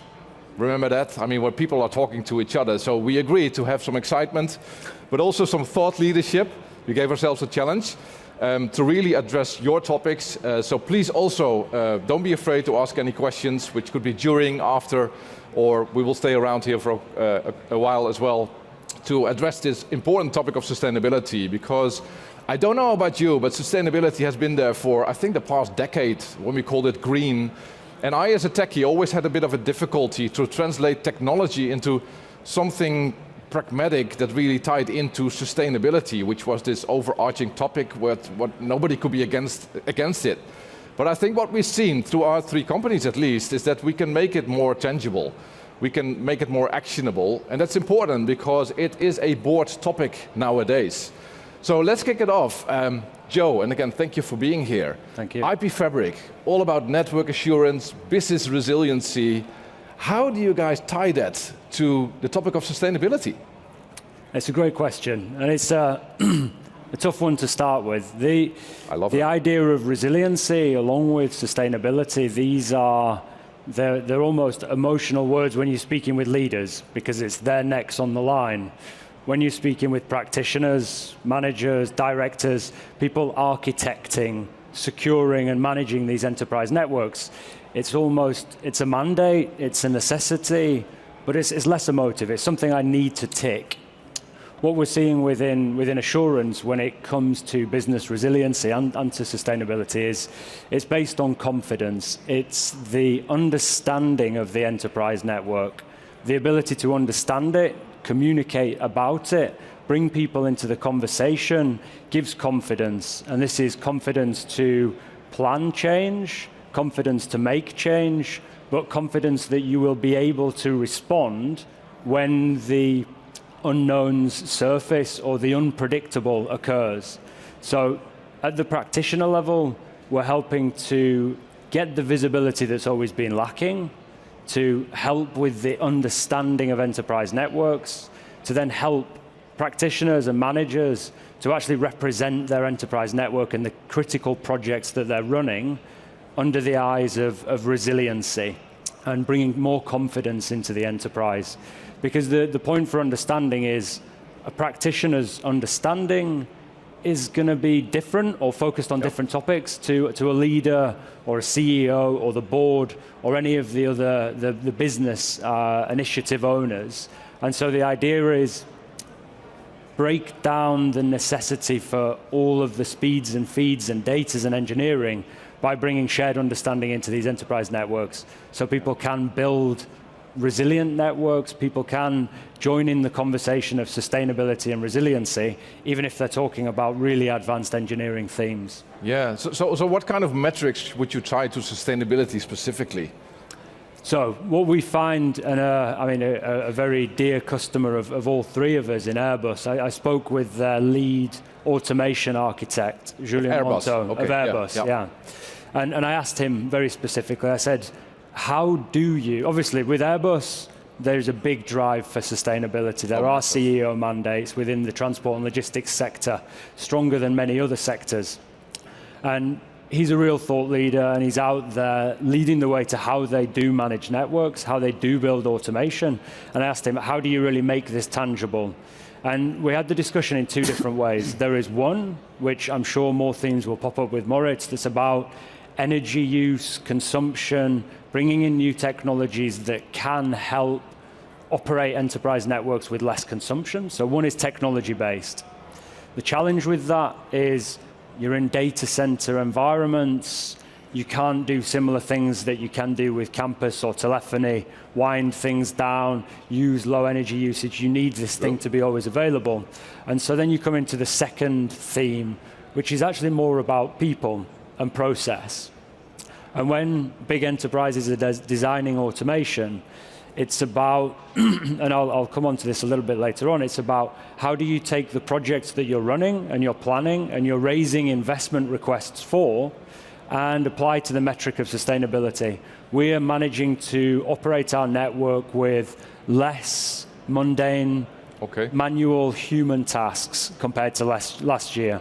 This new approach is going to help us to reduce necessity of travel to data center sites, to campus sites, because we've brought the network visibility and the network understanding into a central platform that can be operated remotely, which was critical in COVID with distribution of resources. Being able to get that understanding centrally allows you to look at metrics of resource management and people and process within projects. Yeah, excellent. Okay, thank you for that. Now switching to you, Moritz. I mean, Intel, I don't think it needs much of an introduction, one of the largest semiconductor designers and manufacturers. But I guess also a lot of pressure and focus and responsibility even to address the topic of sustainability, especially through things like your supply chain. What can you share with the audience on that one? Sustainability is, sustainability is super important to us as a technology leader. Not only leading with technology, but also leading in front of sustainability. This is a big challenge for many organizations. As it relates to Intel, there are 3 key areas we're looking at. First, drive sustainability through innovation in the design-in of our products, software and services. That's absolutely key. So if you look at the latest generation of products we introduced, so we recently introduced Core Ultra, which are AI mobile CPU, which is significant improvement in performance specifically for AI, but also the most energy efficient notebook capabilities. Okay. Yeah? Then from a server perspective or a data center perspective, we introduced our latest generation of Xeon, it's the 5th generation, which again has AI capabilities built in to ensure, again, to have significant more performance, like a 30% performance increase while a 20% reduction in energy consumption. So these are absolute key metrics for driving that sustainability agenda from a product perspective as an example. But secondly, collaboration with the ecosystem is essential. Intel works with partners, through partners, and as an example, taking Cisco here as a key partner of ours, you're looking at the server design line, previous generations to today's generations, basically getting down from 15 servers to 1 is obviously a significant improvement, which allows you from 15 to 1 server. How do you do that? By making sure we optimize the technology inside, working with a partner like Cisco, like how can we make sure not only our silicon provides better capabilities, but how do we build the infrastructure around it to ensure that we can move to the next layer of capabilities. So that's a super important thing for us, is Intel is really scaling through partners. And then last but not least, as a large manufacturer, reducing our footprint is critical. So we got very aggressive goals to reduce our footprint. So we want to be greenhouse zero emission by 2040. The net zero, yeah. So that's a very aggressive goal for a large manufacturer as Intel. But again, as a leader, you need to make sure that you are driving this initiative. And that will require a lot of innovation on our side, but also working again with the overall supply chain. As a key example, if you look at, go back a few years when we had the COVID situation, the supply chain was massively disrupted. Yeah, we know all about that, yeah. I'm sure many of you in the room also had the challenge of being able to get access to the right level of components. So if you look at the supply chain of semiconductors, and if you go back, say, to the 1990s, I think 40% of the semiconductors here were produced worldwide came out of Europe. 40%. Wow. Today, it's roughly 9%. Yeah. Same type of indicators happens in the United States. So the dependency of your supply chain is super critical. So we've been working with the EU and in the US with the CHIPS Act to ensure we can start accelerating the supply chain closer to where things are being built. So Intel has agreed to invest over 50 billion, euros over the next, say 5 years to 10 years or so in building additional manufacturing site. We're going to build a mega fab in Magdeburg in Germany. We're building a assembly test facility in Poland. And we've extended capacity also in Ireland. So this basically means that the logistics supply chain for semiconductors significantly less dependent on the global situation. So that's been a massive effort, which is obviously still underway, but that's super important for that overall sustainability, not only from a pure product perspective, but also what it means to the environment, the logistics which are involved. No, and thank you for that investing in our region. So that's great, I mean, being an EU citizen. Back to you, Joe. You gave a good introduction about the relevance of networking assurance towards sustainability, but I guess all these people here have got boards and CXOs that set those mandates, putting themselves and the shareholders under pressure of getting those goals, whatever they are. What kind of advice or tips can you give this audience to address network assurance, or to take that as a topic and address towards those CEO mandates? Yeah, it's a good question. The mandates are ever present, whether it's sustainability, whether it's resiliency tied risk avoidance, compliance and corporate governance, or whether it's new revenue streams being driven by faster time to market in applications, automation underpinning that.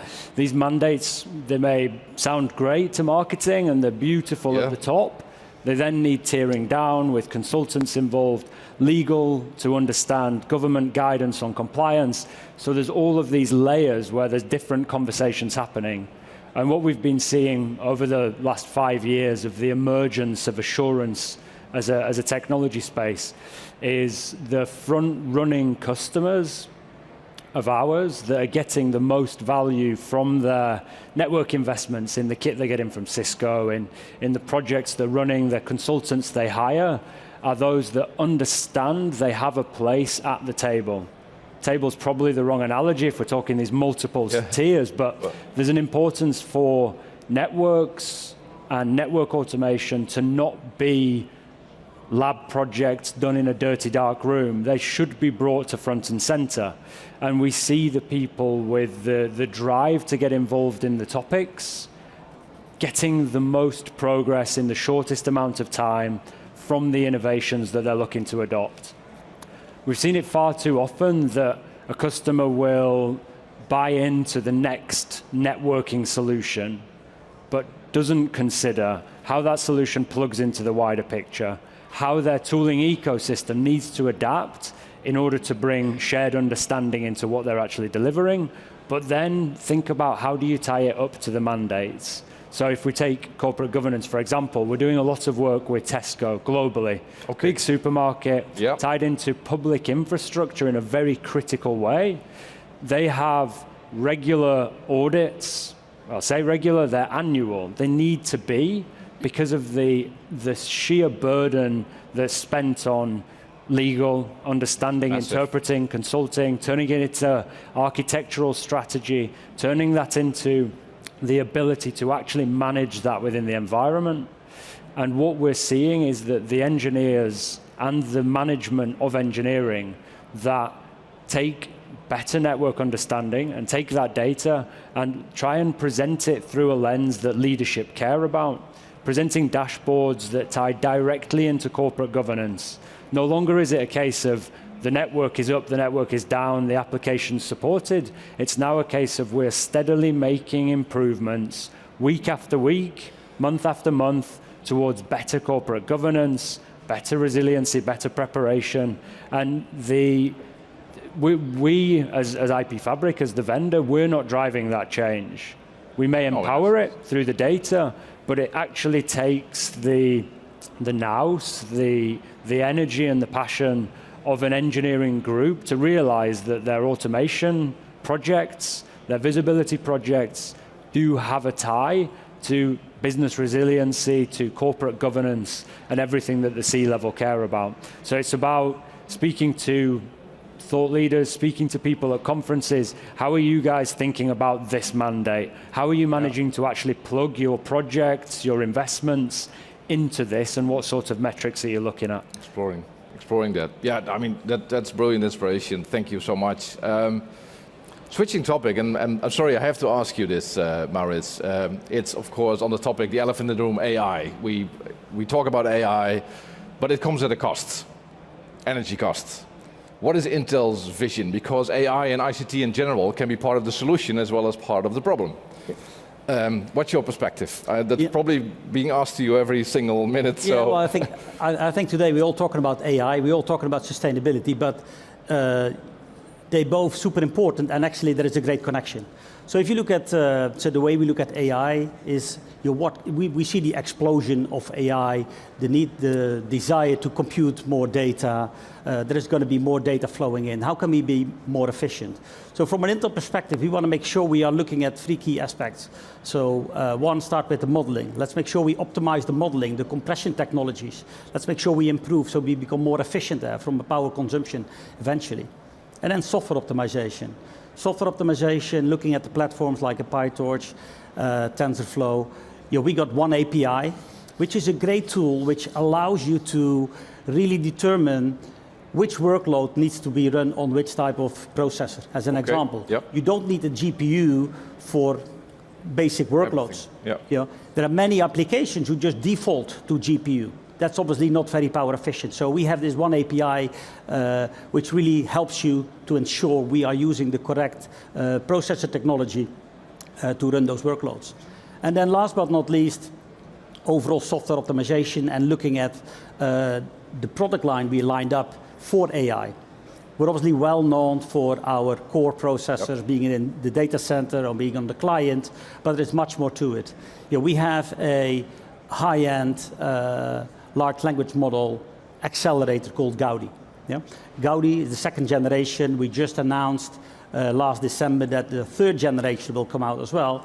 And that Gaudi product line is basically a 50% less energy consumption than our competition. 50. 50. Okay. Wow. And then you're looking at the classic, more classic Xeon type based, where there's a lot of AI integrated. So what many people haven't seen maybe is we are building in accelerators into our core CPU. So you don't necessarily need an additional accelerator for many of the AI workloads. So if you look at our latest generation, again, we are talking about a 30% energy saving compared to our competition when you're looking at these type of data center solutions. So I think there's a long way to go in terms of understanding what do we want to do with AI. AI is super important. It has lots of benefits, but we also need to be considerate of where are we using what, for what. We don't necessarily need to default to building out a host of GPUs to do certain things. Let's analyze, you know, what is the problem you try to solve? Do you need a GPU or can you do it in a standard processor? You know, I think that's super important, and I think it's also part of our overall sustainability thinking, like what do we want to achieve? What is the outcome? And how do we line up the best technology in front of us to help our customers to make the right decision? Mm-hmm. Yeah, I think that's brilliant and impressive, especially the 50%. And also going back to you, Joe, on that topic. Now, of course, I mean, Intel as a manufacturer has got a different angle onto this topic. But I guess AI also offers for IP Fabric a huge opportunity. If you look at the metrics, the insights, and to give it even a human interface using Gen AI, is any innovation popping up at IP Fabric on that area? For us, it's more about how we're helping enterprise customers to force the network, to use the analogy, back up to the top table. We see in most large enterprises that the applications, infrastructure storage, the automation, visibility, understanding is 2 decades ahead of the network. The network has been disregarded for too long, or the approaches have been disregarded for too long. And what we're actually seeing is different stages of maturity, of course. We're working with one of the big hyperscalers out of the US, who are 5 years ahead of most of the conservative enterprises that we work with here in Europe. But what they've been able to do within a year of adopting network assurance is suddenly get a view on technical debt first, an approach to standardization of data and of understanding and of visibility into an enterprise network, and the representation of that network and its data as an API point. And what that has allowed to happen suddenly is there's been a program for the last 3 to 5 years on can we apply language models and AI to overall enterprise data sets to deem insights. Applications, yeah, sure. Infrastructure, yeah, sure. I say sure. They're figuring out the AI element and the actual value and the use cases that they can deliver. Networks, no chance. We're too busy running around, pointing fingers, trying to document, trying to fix our supply chains, get the right vendors in place and everything else. With assurance and an abstraction over that complexity, they're able to put the network data up into the same data explorer type of technologies, and they will be able to start applying language models and AI practices and policies and theories against the enterprise from applications, infrastructure, and networks. Okay. So we will look ourselves towards the application of AI within the compliance and the metrics that we are capturing as we look at relationships between devices, path routing across a particular network, but even now, we're in the position where we're helping organizations to accelerate the network and to be able to get involved in those sorts of topics where previously they couldn't. Yeah, thank you. Brilliant answer. To close, and as a closing question, we try to serve the audience here, and thank you for the inspiration already shared. But in closing, Maurits, what would you like to share with the audience? Any tips, hints, thought leadership that they can take away with them? What's top of mind for you? Yeah, well, I think I mentioned some of the challenges we see with AI and the opportunity. But again, for us as a leader, of driving innovation in the semiconductor industry, we take our responsibilities very serious. And what we've been doing with sustainability is from a manufacturing point of view, 100% of the manufacturing we have currently in this region and what we're building out will be 100% renewable energy. So again, it is really important for us that we care about the environment and we build that into our products, not only in the technology itself, but also in the way we're going to manufacture these products. So I really want to make sure that people understand that Intel is really taking this leadership position, and we have to be a leader in driving sustainability in that manufacturing supply chain. And then at the same time, the product we bring to market, that they are easy to understand and to use in the most cost-efficient way, as it also relates to energy consumption. So again, as I mentioned before, we don't want to make sure we throw a massive GPU to basic AI workloads. We just want to make sure we help, and we need to help more our partners to educate on what is the best solution to drive the outcome which is needed for your customer. Yeah, true. And I guess, I mean, a lot of people here will also have supply chain operations, and I think you can also present a great example of, let's say, Intel on Intel, what you're doing to build like a trusted, secure supply chain going forward. I mean, that's another piece of inspiration. Thank you for that. Joe, back to you. What do you want to share with the audience? As I've responded in most cases, it's more about the people, it's more about the organizations and the people running those projects than it's necessarily about us. But the lead point, or the final point that I would state, is all of the innovations and the projects that you're trying to run in the enterprise, they need the ability, or you need the ability, to bring people into the conversation. It's with the sorts of pressures of resiliency, sustainability, with timelines tied to them. It's not a point of overburdening projects. We need more experts. We need more of this. We need more scripting. We need everything. The point is, this stuff's needed for the execution. But to get people onto the same page, get people a shared narrative, and start actually making progress, you need to aim to get understanding. You need to standardize your approach to data, standardize your approach to data collection, and actually get people involved in the topics, which is difficult. It's easy to say, we're doing this thing that whizzes and bangs and it's going to be amazing and it's going to cost X millions. But it's difficult to actually say, this is why is it important, this is what it's going to do for the business, this is our shared narrative and our shared understanding. And so the practice of bringing more people into the conversation is going to be critical if we're actually going to make any progress towards some of these lofty mandates with tight timeframes. Thank you, thank you. And I mean, as our dear sponsors, and thank you for that, you have an impressive booth here as well. Joe, can you share, if people want to know more, what can they find at the IP Fabric booth? Can you give maybe demonstrations or take a deeper dive into what you just said? So just before this session... Shameless plug? Yeah, shameless plug. Just before this session, there was actually the Network Field Day session that was recorded around here. We've got the whole team on the booth, from our CEO to our chief evangelist to a team of solution architects, sales guys speaking all the languages of Europe, not all the languages, that is a push too far, many languages. The point of this is it's a different practice as assurance. We see it as an inevitable technology in big critical enterprises. You need understanding, you need the data that we're presenting. What I would represent here, or what we're representing at the booth, C12, in the middle of the world of solutions, is what does assurance mean? How do you plug it into your narratives? How do you build those narratives to make sure that leaders understand it? And how do you actually present your network and everything you're doing within the network in a way that leadership will actually care? So at our booth, we want to get stuck into those conversations. We want to run straight for the fire. What's your gnarliest project that you're struggling to get visibility into, struggling to get alignment on? And let's talk about it. Let's see if we can help you get the clarity you need. That's brilliant. More than welcome. Maurits, what can people find at the Intel booth, besides you? Well, we got a couple of demos. So we got our GPUs to start off, so you can see some demos there, and some AI applications. People get a free GPU if they scan the business card? Well, it depends what you call free, but there's a lot of negotiable options. Oh, that's good, that's good.